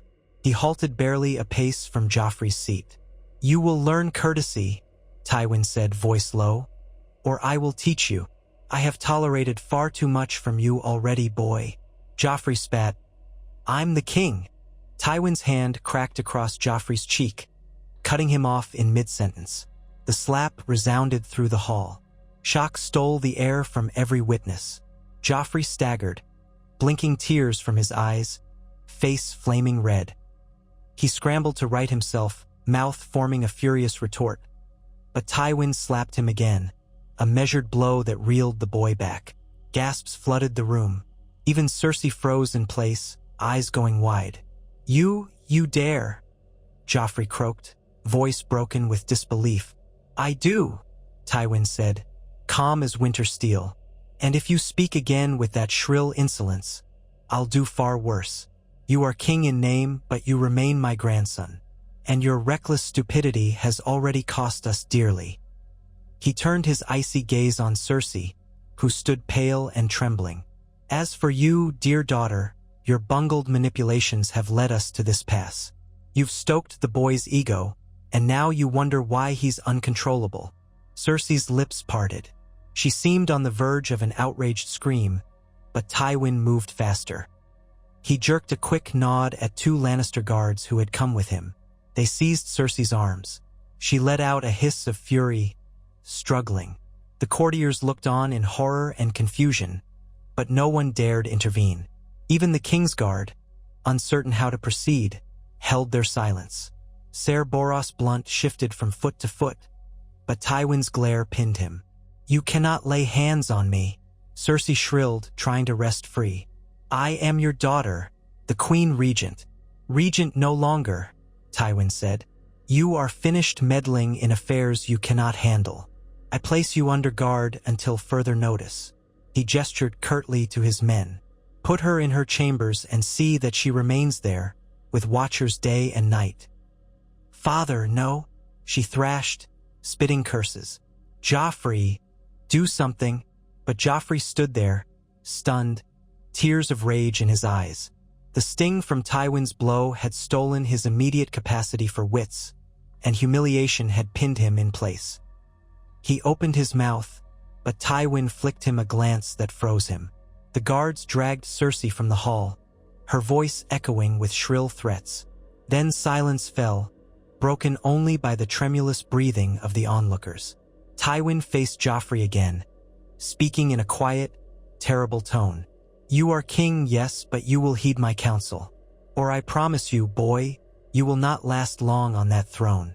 He paused, letting the words sink in. "Now sit." Joffrey's lip trembled. He sank back onto the seat by the window, shoulders rigid, face pale except for the raw blotches on his cheek. The watchers along the walls seemed uncertain whether to bow, flee, or faint. Tywin turned his head, scanning them as if they were so many gnats, then addressed them in clipped words. "All of you out. Send for my son Tyrion. Summon the council. Spread the word that I, Tywin Lannister, am hand of the king once more, by the king's own decree. Anyone who contests this shall have the same fate that has just befallen the Queen Regent. Now go." They went, scrabbling from the presence chamber in a frantic hush, some casting final, fearful glances at Joffrey, who had never looked so furious or so helpless. And then Tywin was alone with the boy. Footsteps receded down corridors, doors slammed. The old lion let out a low breath, crossing his arms behind his back. Joffrey swallowed. I hate you," he spat, tears mixing with his fury. "I'll show you. I'll show all of you." Tywin gave him a level look. "Your hatred matters not to me. I am here to ensure that House Lannister is not destroyed by your foolishness and your mother's ambitions. If you have any sense, you will keep your mouth shut and learn." He turned on his heel. "Come with me. We have much to discuss, and you do not conduct yourself well in public." Joffrey glowered, but fear kept him silent. He rose, following Tywin out. Not half an hour later, they were in the Hand Solar, once the Solar of Eddard Stark, ironically enough. Gold and crimson drapes had replaced the old decorations. Tywin seated himself behind a broad table stacked with documents and letters. The windows overlooked the sprawl of King's Landing, the city's clay tiles and winding streets fanning out below. Joffrey stalked to the corner of the room, arms crossed tight, trying to hide the bruised flush on his cheeks. Guards stood outside. Tywin signaled them to remain beyond earshot. This was a matter for the highest secrecy. Minutes later, Tyrion Lannister arrived, accompanied by Varys the Spider. The eunuch took one look at the tension in the room and bowed gracefully, though his eyes glittered with cunning. Tyrion gave a knowing quirk of his mouth but said nothing. He was not surprised that his father had seized control so decisively. "My lords," Tyrion said, "this is a cheery gathering indeed. The gossip in the halls is that you gave the king and the queen regent quite the comeuppance." Joffrey's eyes narrowed. "You dare mock me?" Tyrion offered a thin-lipped smile. "Mock? I would never. Merely remarking on the excitement. Hello, nephew." "Enough," Tywin said. He flicked a cold glance at Varys. "Spider, I trust your whispers are accurate. Tell me what you know of Eddard Stark's so-called resurrection. I want everything, from the moment he lost his head to the present." Varys smoothed his lilac robes. "We have heard that the Red Woman of Ashai, Melisandre, who serves Stannis Baratheon, performed some dark ritual on Ned Stark's remains and that Stannis insisted upon it. At first, the rumor seemed outlandish, but the spread of ravens from the north, along with field reports from outriders in the Riverlands, confirmed that Eddard Stark is alive. He leads a massive host of Northerners and Vale Knights, presumably well over 70,000, perhaps nearing 80. He cast an obsequious glance at Tywin.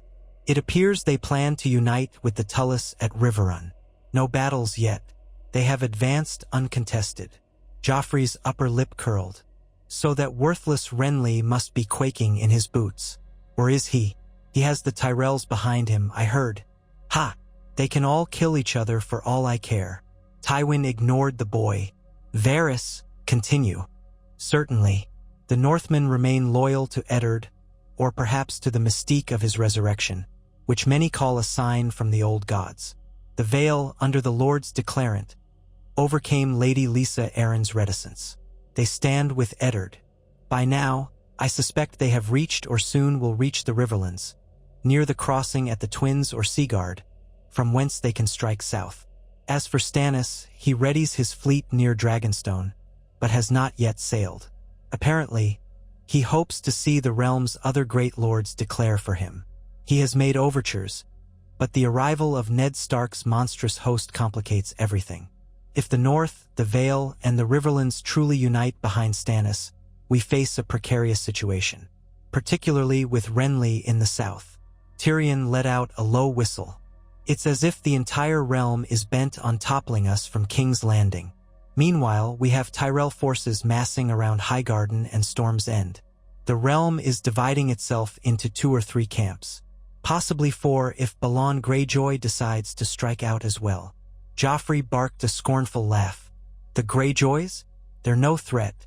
They're wretched islanders who can't do anything but raid fishing villages." "That remains to be seen," Tyrion said mildly. "They did proclaim themselves kings in the past." Tywin's face remained impassive as he absorbed the details. "We must consolidate. Where is Jaime's army now?" Varys inclined his head. "Ser Jaime, your esteemed son, commands the main host in the field. He remains near the Westerland's border, south of Harrenhal, uncertain whether to hold or to shift to King's Landing's defense. With your arrival, he awaits direction." Tywin tented his fingers. "I came to the capital to take stock. Clearly, we are vulnerable here if the northern host unites with Tully forces. But we cannot simply retreat to Casterly Rock, for we would lose the capital and the legitimacy of the Iron Throne. Renly remains a wild card. The boy has a love for spectacle and might ride for the city if we let him. Meanwhile, Stannis lurks on Dragonstone and will soon enough cross the Blackwater Bay if he sees an opening." He allowed a pause. "It appears that we must be strategic in how we divide our forces. Jaime's skill at arms is unmatched, and we will need him in the field. As for you, Tyrion, you will remain by my side here in King's Landing to manage the swirl of petty politics and keep your eyes on the king." His gaze flicked to Joffrey, who glowered like a sulky child. "We must also ensure no riots or betrayals erupt within the city." Joffrey's fists clenched, but he said nothing, still stinging from the earlier humiliation. Tywin pinned him with a look. "Joffrey, do you understand what is at stake? If Eddard Stark and his allies seize King's Landing, you lose your throne, your head, and any illusions you have about power. Are we in agreement that this cannot be allowed?" Joffrey forced a jerky nod. Yes, Yes, fine. Good, Tywin said. Then you will comport yourself accordingly. No more rash edicts. No more public humiliations of your council. No more cruelty for the sake of cruelty. Every move must serve House Lannister's survival. Do you grasp this? Joffrey swallowed, then nodded again, though resentment flickered in his eyes. I do. Tywin let the moment hang a heartbeat longer. Then he turned to Tyrion.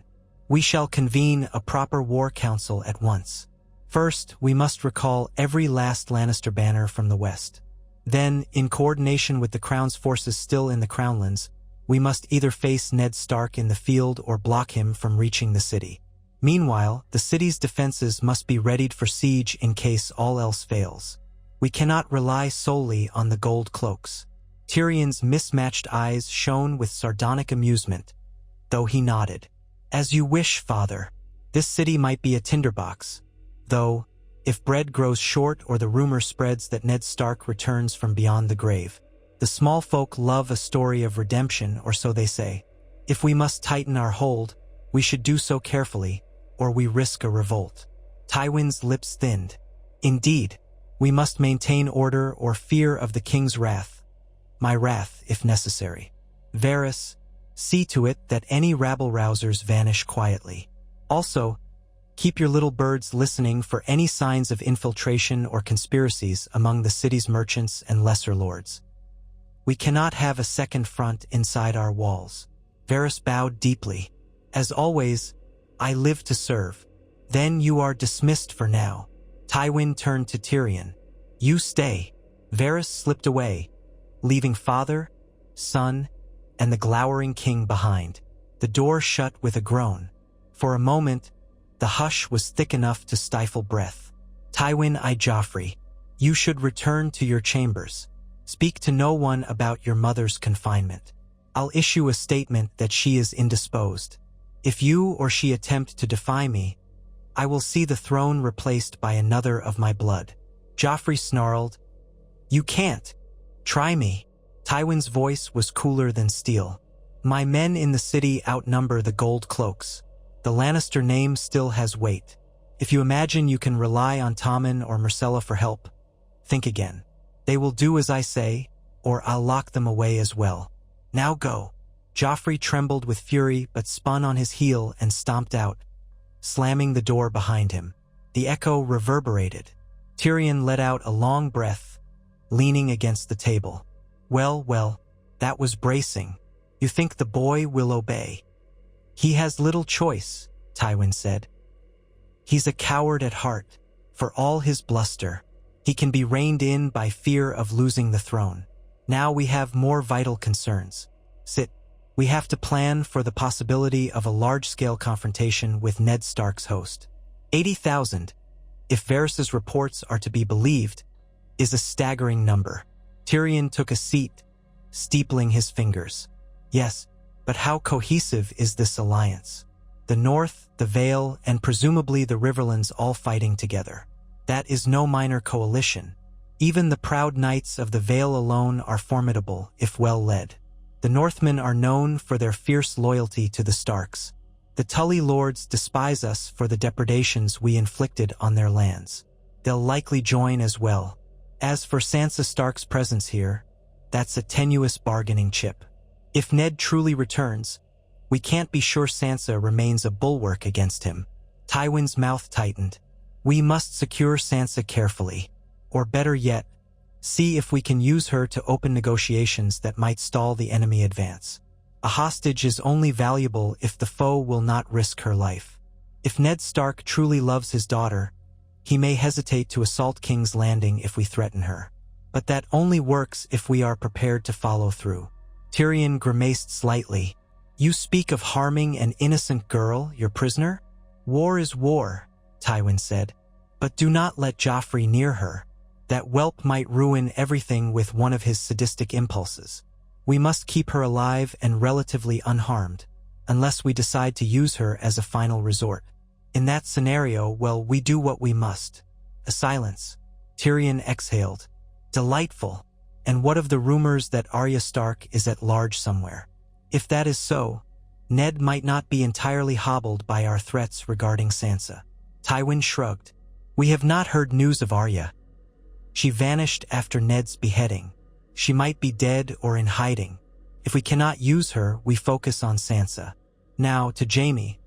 I want him to gather the main Lannister forces in the field and link with any loyalist houses in the Crownlands. We must intercept Stark's host before they can close around the city, possibly near the Blackwater Rush or near Harrenhal. If need be, we can draw them out, feigning a retreat to more favorable ground. The worst scenario is letting them and Stannis converge, or letting them join with Renly. That would be unstoppable. Tyrion nodded. Jaime is an able commander, though not a cunning strategist. He will hold them in the field if he can. Then, if we can keep King's Landing locked down, we might force a stalemate. Renly might move west to claim the city if he believes us weak, but then he might clash with Stannis. The realm is fracturing into 100 lines. That alone might be our advantage, our foes hating each other as much as they hate us. Tywin gave a slight incline of his head. Indeed, we must exploit the divisions among them. Write immediately to Peter Baelish at Harrenhal, if he's there, or to wherever he may be. We will need his cunning to sow discord among the southern lords, perhaps to lure the Tyrells away from Renly. We must also see if we can bribe or cajole certain Vale lords who might resent the Lord's declarant. We do whatever it takes to pry their alliance apart. Tyrion made mental notes. Of course. And what of the Queen Regent? Will you truly keep her locked away? Tywin's face hardened. Yes, until I can be sure she won't sabotage my efforts by whispering nonsense in Joffrey's ear. She has proven incompetent. The city is ours now by right of force, but if she roams free, she might unravel our control by constant meddling. She can have her comforts in her rooms, nothing more. A faint smirk crossed Tyrion's lips. I suspect you'll face considerable rancor from her in the days to come. She can rage as she pleases behind locked doors, Tywin said coldly. Now see to your tasks. We have no time to squander. In the days that followed, the Lannister hold on King's Landing tightened like a coiled fist. Tywin Lannister was named Hand of the King in official statements, which the cowering court dared not dispute. Cersei was ill or overcome with grief, for the moment, shut away under guard. Joffrey sulked and fumed but obeyed, forcing a smile when Tywin commanded him to appear in public. The gold cloaks were quietly supplemented by Lannister men, and Tyrion set about weeding out any watch captains loyal to Littlefinger or, Seven forbid, sympathetic to the rumor that Ned Stark had returned as some heroic figure. Dark cells beneath the Red Keep began to fill. Sansa Stark was kept in a secure tower suite, well-furnished but locked. She trembled when the news reached her that her father might be alive, though she scarcely dared hope. Conflicting rumors spoke of a monstrous horde of Northmen nearing the city to burn it down, or a triumphant army come to liberate her. Day by day, she prayed to the gods for her father's well-being. She never saw Cersei anymore. Instead, she was visited by Tyrion Lannister on 2 occasions, who questioned her gently about the North's sentiments. Sansa, wide-eyed, had little to tell beyond her heartbreak and confusion. Tyrion took no pleasure in the role. He left, haunted by the idea that this innocent girl was a pawn in their grand game. Meanwhile, Tywin summoned the lesser lords still present in the capital. Lords Rosby, Stokeworth, Hayford, and Massey offered their swords. He cajoled them to rally what men they could and reinforce the Crownlands. Ravens flew to every corner of the Westerlands, summoning more Lannister bannermen, from the crag to Banefort to Feastfires. He dispatched a sealed letter to Harrenhal, to be delivered to Lord Peter Baelish, instructing him to manage the Riverlands' chaos and to hamper any swift union with Eddard Stark. If that required bribes or sly threats, so be it. During the first official war council, Tywin sat at the head of a long table in the old small council chamber, with Tyrion to his right and the king to his left. Joffrey scowled throughout, but the presence of a half-dozen armed Lannister men in the room kept him subdued. Also present were the Master of Whisperers, Varys, and the Master of Coin, some trifling lord who had replaced Baelish for the time being. The council considered the known troop movements: Jaime's men in the Westerlands, the Tyrell host in the south, Stannis' fleet, and the rumored approach of Ned Stark's combined armies from the Riverlands. No battles had yet begun, but the realm was balanced on a precipice. Tywin tapped a map with one rigid finger. The crossing at the Ruby Ford is a likely point for them to move southeast, or they may come from Riverrun across the Red Fork, then down the King's Road. We must not allow them to approach the city unchallenged. I will Jaime from the Westerlands, have him link with the Crownlander lords near Rosby, and form a line of defense along the Blackwater Rush. There, we can meet Eddard Stark if he tries to push on King's Landing. Tyrion nodded. Unless they choose a more roundabout route. The Vale Knights might know the passes near Harrenhal, or they might attempt to cut across by the God's Eye. We will want outriders in place. I suggest we station watchers all along the southern edges of the Riverlands. Knights from House Derry, for instance, if any remain loyal. Tywin wrote notes. Agreed. And if we can find a way to hamper Tully mobilization, that would help. We still control Harrenhal for the moment, though many Riverlords despise us. The phrase might remain uncertain. Walder Frey has no love for Tullis or Starks, but he might prefer to back the winning side. We can exploit that. Varys, see if you can discreetly contact the Freys. Offer them rewards if they hamper Stark's crossing. Varys bowed. It shall be done. And Renly? Joffrey demanded, though he winced at Tywin's stern gaze. What if that traitor tries to swoop in while we face the Starks? Renly is a concern, Tywin allowed. But he sits far to the south. If he musters near Bitterbridge or Storm's End, it's uncertain whether he'll ride for us or for Stannis. They are brothers but hardly allies. My hope is that they remain at odds.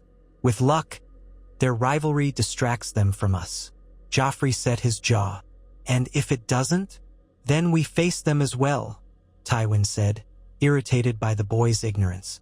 But first we must handle the threat that stands right before us. Eddard Stark. The man is an icon to the realm, dead once, now apparently alive. Some will call him the rightful warden of the North, some might call him a demon. In any case, he is rallying the might of half the kingdom. Jaime is our best field commander. Once Jaime is in position, we can gauge how to proceed. Possibly, we'll lure them into a pitched battle on ground of our choosing. Joffrey sneered. Jaime had best not fail or I'll. Tywin's gaze snapped up. You'll do nothing but remain in the city. Jaime is doing your fighting for you. I expect you to follow the instructions I have given. Now, our next step is to ensure the city's provisions are locked down. Tyrion, see that the city granaries are full. If we face siege, we must endure. Use crown funds if you must. Tyrion repressed a sigh. Of course, father. I'll see to the shipping of grain from the Reach, though that might be complicated if Renly blocks trade. Then pay smugglers if you must. But do it. This meeting is concluded. The lords and courtiers bowed or hurried out. Joffrey, face pinched, stalked away in a swirl of red and gold cloak, flanked by Lannister guards. Tyrion remained, exchanging a glance with his father. Tywin steepled his fingers once more, exhaling. Each day that passes, Ned Stark's forces draw closer, he muttered. We cannot cower in King's Landing for long if they unite with the Tullis and lay siege. We must be bold, so Jaime must move soon. I'll write to him tonight. Tyrion gave a quick nod. He'll relish the chance for open war. Let us hope the gods favor us. Tywin's expression showed no trace of humor. The gods have nothing to do with it. Now go. Meanwhile, beyond the Crownlands, Jaime Lannister had indeed gathered the main Lannister host. He was miles from Harrenhal, in a region of rolling hills dotted with farmland that had once belonged to House Derry. The lion banners fluttered over a sea of tents. Thousands of men, archers, spearmen, and heavily armored cavalry had been waiting to see whether Tywin would return and lead them or dispatch them. But the Raven arrived bearing Tywin's command. Jaime was to assume field leadership at once, muster reinforcements from the Westerlands, then move swiftly to block the approach of Ned Stark's allied armies. Jaime read the letter in the comfort of his pavilion. Torchlight played across his golden hair, and his bright green eyes flicked with pleasure. He wore no helm, only a plain surcoat over mail. A line of knights waited outside, each bearing news or requests. When Jaime lowered the parchment, he smirked. "So, Father wants me to intercept the resurrected Stark. A pity I didn't get to kill him properly the first time." He tapped the letter's edge on his palm. "Tell the men to strike the pavilions at first light. We ride east, toward the King's Road, or perhaps we'll swing south of the God's Eye to see if we can cut off the Tully forces. Either way, I want outriders to keep watch for any sign of the northern host." A grizzled captain bowed. "Yes, my lord. The men are eager to see real action. We've lingered too long in the Riverlands, chasing smaller foes." Jaime waved him off. He recalled with dark humor how Ned Stark had once confronted him in the streets of King's Landing many moons ago, before Robert's death, before Joffrey's coronation, before the madness. Jaime had bested Stark's men, but not Stark himself, for an unknown foot soldier had wounded Ned's leg, cutting the contest short. Now Ned had lost his head and apparently found it again. Jaime had never believed in such wretched sorcery, but rumors were becoming too loud to dismiss. The man lived. Perhaps that was all that mattered. Resurrected or not, Jaime murmured to himself, "He'll bleed if I can catch him." He ran a hand through his hair, then called for a squire to bring his horse. Before long, the camp rustled with activity, men stowing gear, captains reviewing the morning's route. Jaime's first objective, to secure a vantage from which he might intercept the northern host. If Ned Stark was truly leading 80,000 men, it was a force unlike any the realm had seen in a generation. More than Robert had commanded in the rebellion, some claimed. Yet large hosts had vulnerabilities. They were slower.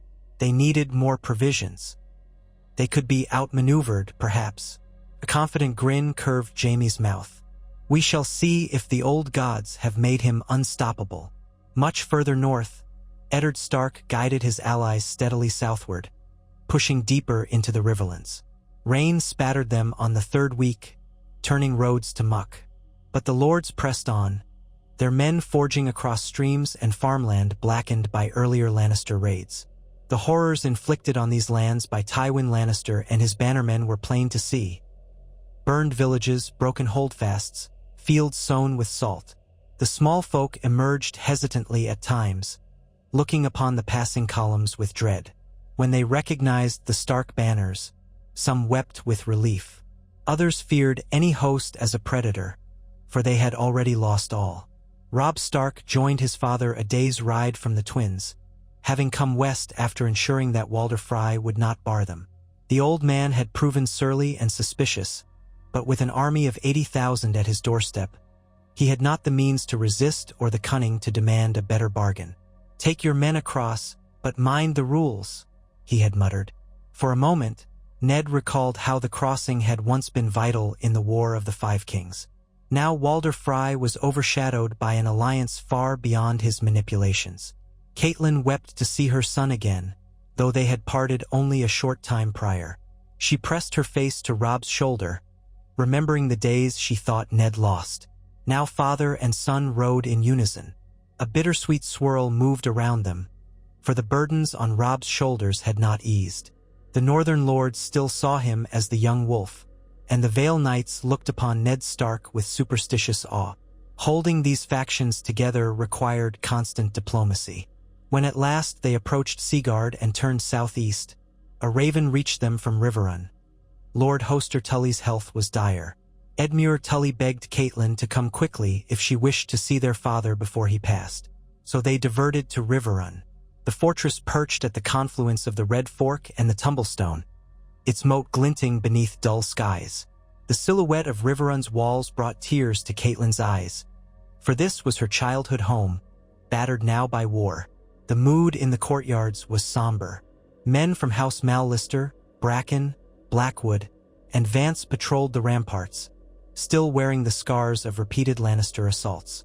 Yet as the combined host approached, 1,000 horns seemed to blow in unison, welcoming the living legend that was Eddard Stark returned. Their gratitude was mingled with wariness. They recalled that Tywin Lannister yet remained a threat, that the city of King's Landing was full of Lannister cunning, and that no one was quite sure how a resurrected man might affect the realm's fate. Caitlin hurried inside, up the stone steps to where her father lay. Lord Hoster Tully was wasted away in bed, his hair white, his eyes half blind. He recognized Caitlin's voice, but whether he understood her words was uncertain. She whispered that Ned was alive, that he stood outside, that the Riverlands might yet be freed. The old man offered a fleeting groan, or perhaps a smile, then drifted back into his fever. Edmure, Caitlin's brother, stood there, shoulders slumped. He roused at the news that Ned Stark had indeed come. Grief and relief wrestled on his face. Ned arrived soon after, entering quietly. Seeing Hoster Tully in such a frail state pierced him with sorrow. This man had once given him Caitlin's hand in marriage, forging the alliance between North and Riverlands that produced so many children. Now Hoster was but a breath from death. Ned bent to speak gentle words, though he was unsure whether the old lord heard. Then Edmure Tully embraced him, astonishment warring with tears. "Gods preserve us," Edmure said, voice rough. "I scarcely believed the rumors. Ned, you are truly among us again." "I am," Ned replied. "Your father was kind to me when I was younger. We shall end this war quickly, so he may die in peace, knowing the Tully lands are safe." Edmure bowed his head. "Your presence gladdens me, Ned, though I can hardly fathom how.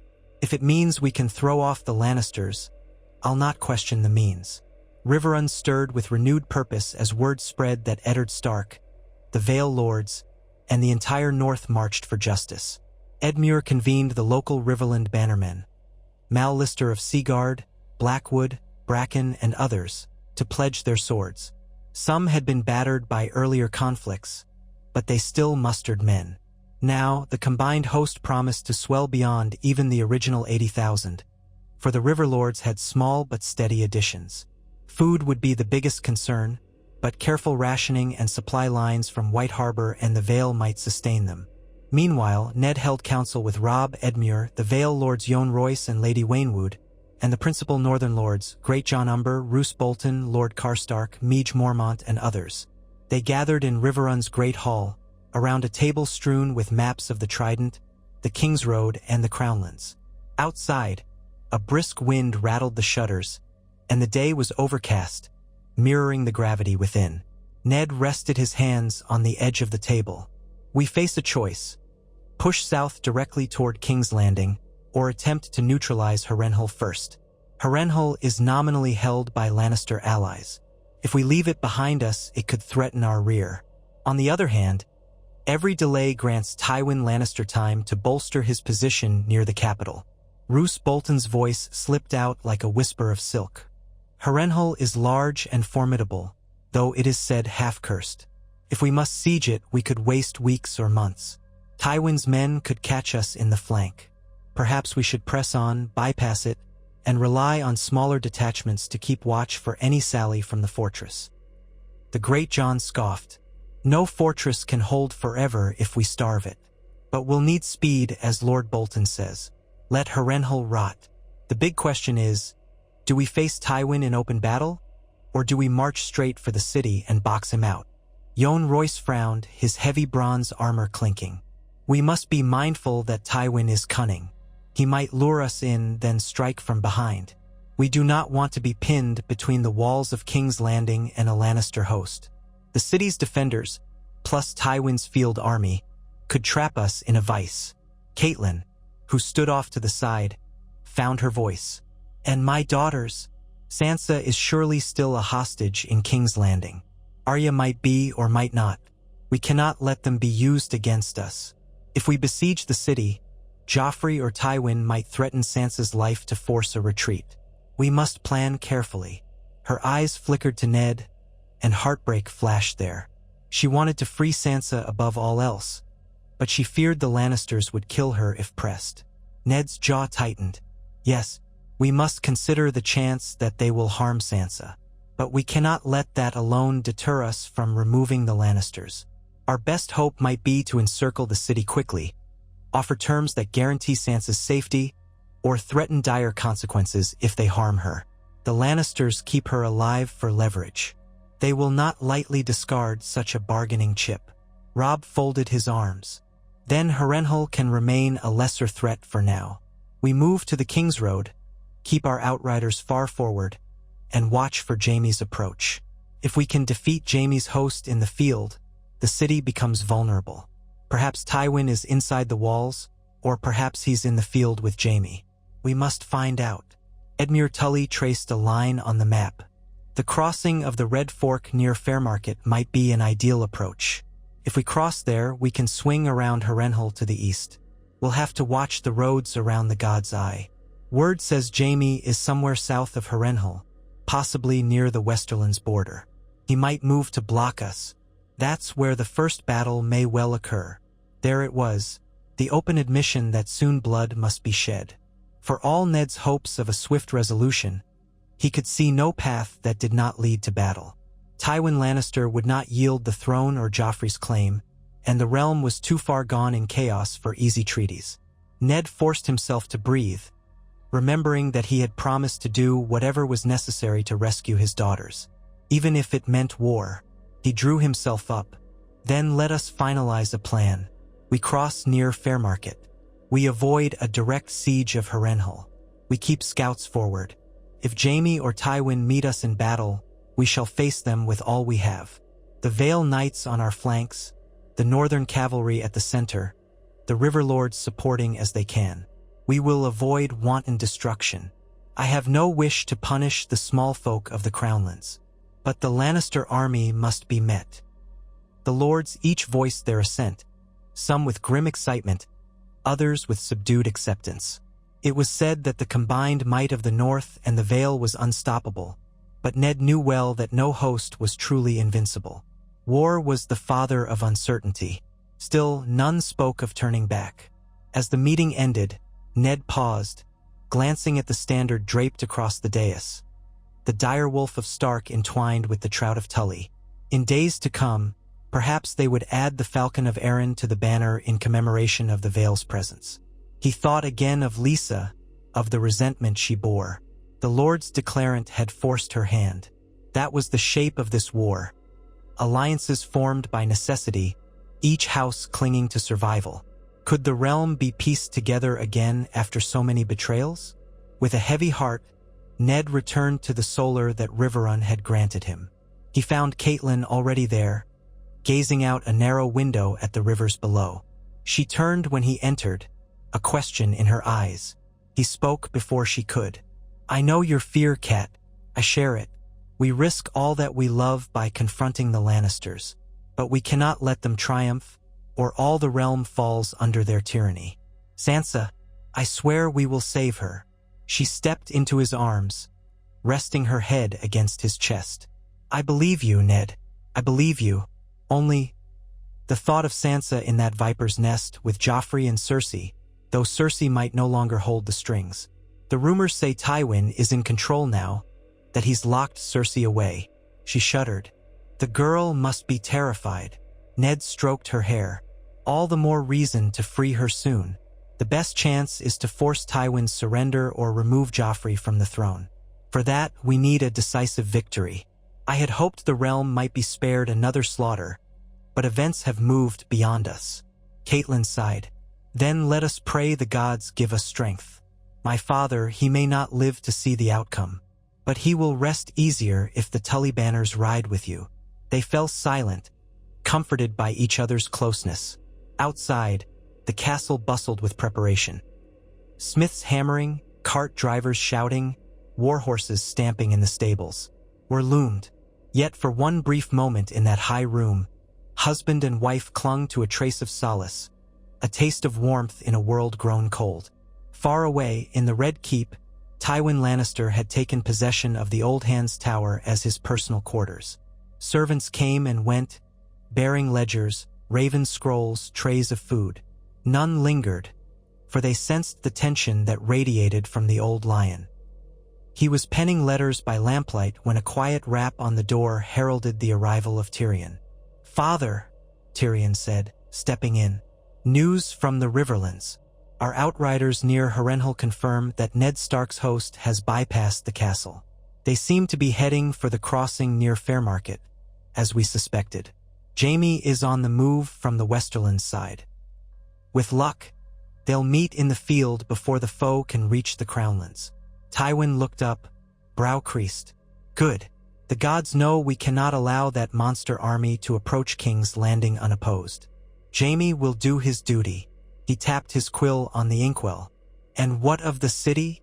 Tyrion gave a small shrug. Quiet for now. Food prices are rising, but your measures keep unrest from boiling over. I have Meryn Trant and Boros Blunt stationed near Joffrey at all times, making sure the boy does nothing rash. He bristles, of course. In private, he calls you names I won't repeat, but he's too frightened to act against you openly. Tywin's mouth twitched in the barest suggestion of a grim smile. Excellent. The throne must remain stable until we can show a stronger hand. If Jaime wins a victory, the realm's fence-sitters will think twice before flocking to Eddard Stark. Tyrion perched on a small stool. And if Jaime loses? Tywin scowled. Then all might be lost. We cannot match them if it comes to a prolonged siege with limited resources. Even the gold of House Lannister cannot buy that many swords in time. Our best chance is to break their army in the field or at least blunt its edge, so they cannot easily press on the city. Tyrion stroked his scarred chin. We must also consider Renly. He remains in the southern reach, gathering support from the Tyrells. Suppose Renly decides to march on the city while Jaime is away facing Ned Stark. Then we'll have an open gate behind us. Tywin's eyes narrowed. One thing at a time. I have men negotiating with the Tyrells, offering them incentives to remain neutral. If Mace Tyrell thinks it better to hedge his bets, he may hold Renly back. Also, the Tyrells do not trust Stannis or the Red Woman. They might choose to let the Baratheon brothers exhaust each other. Our best outcome is for them all to circle each other warily while Jaime does what must be done. Tyrion gave a short laugh.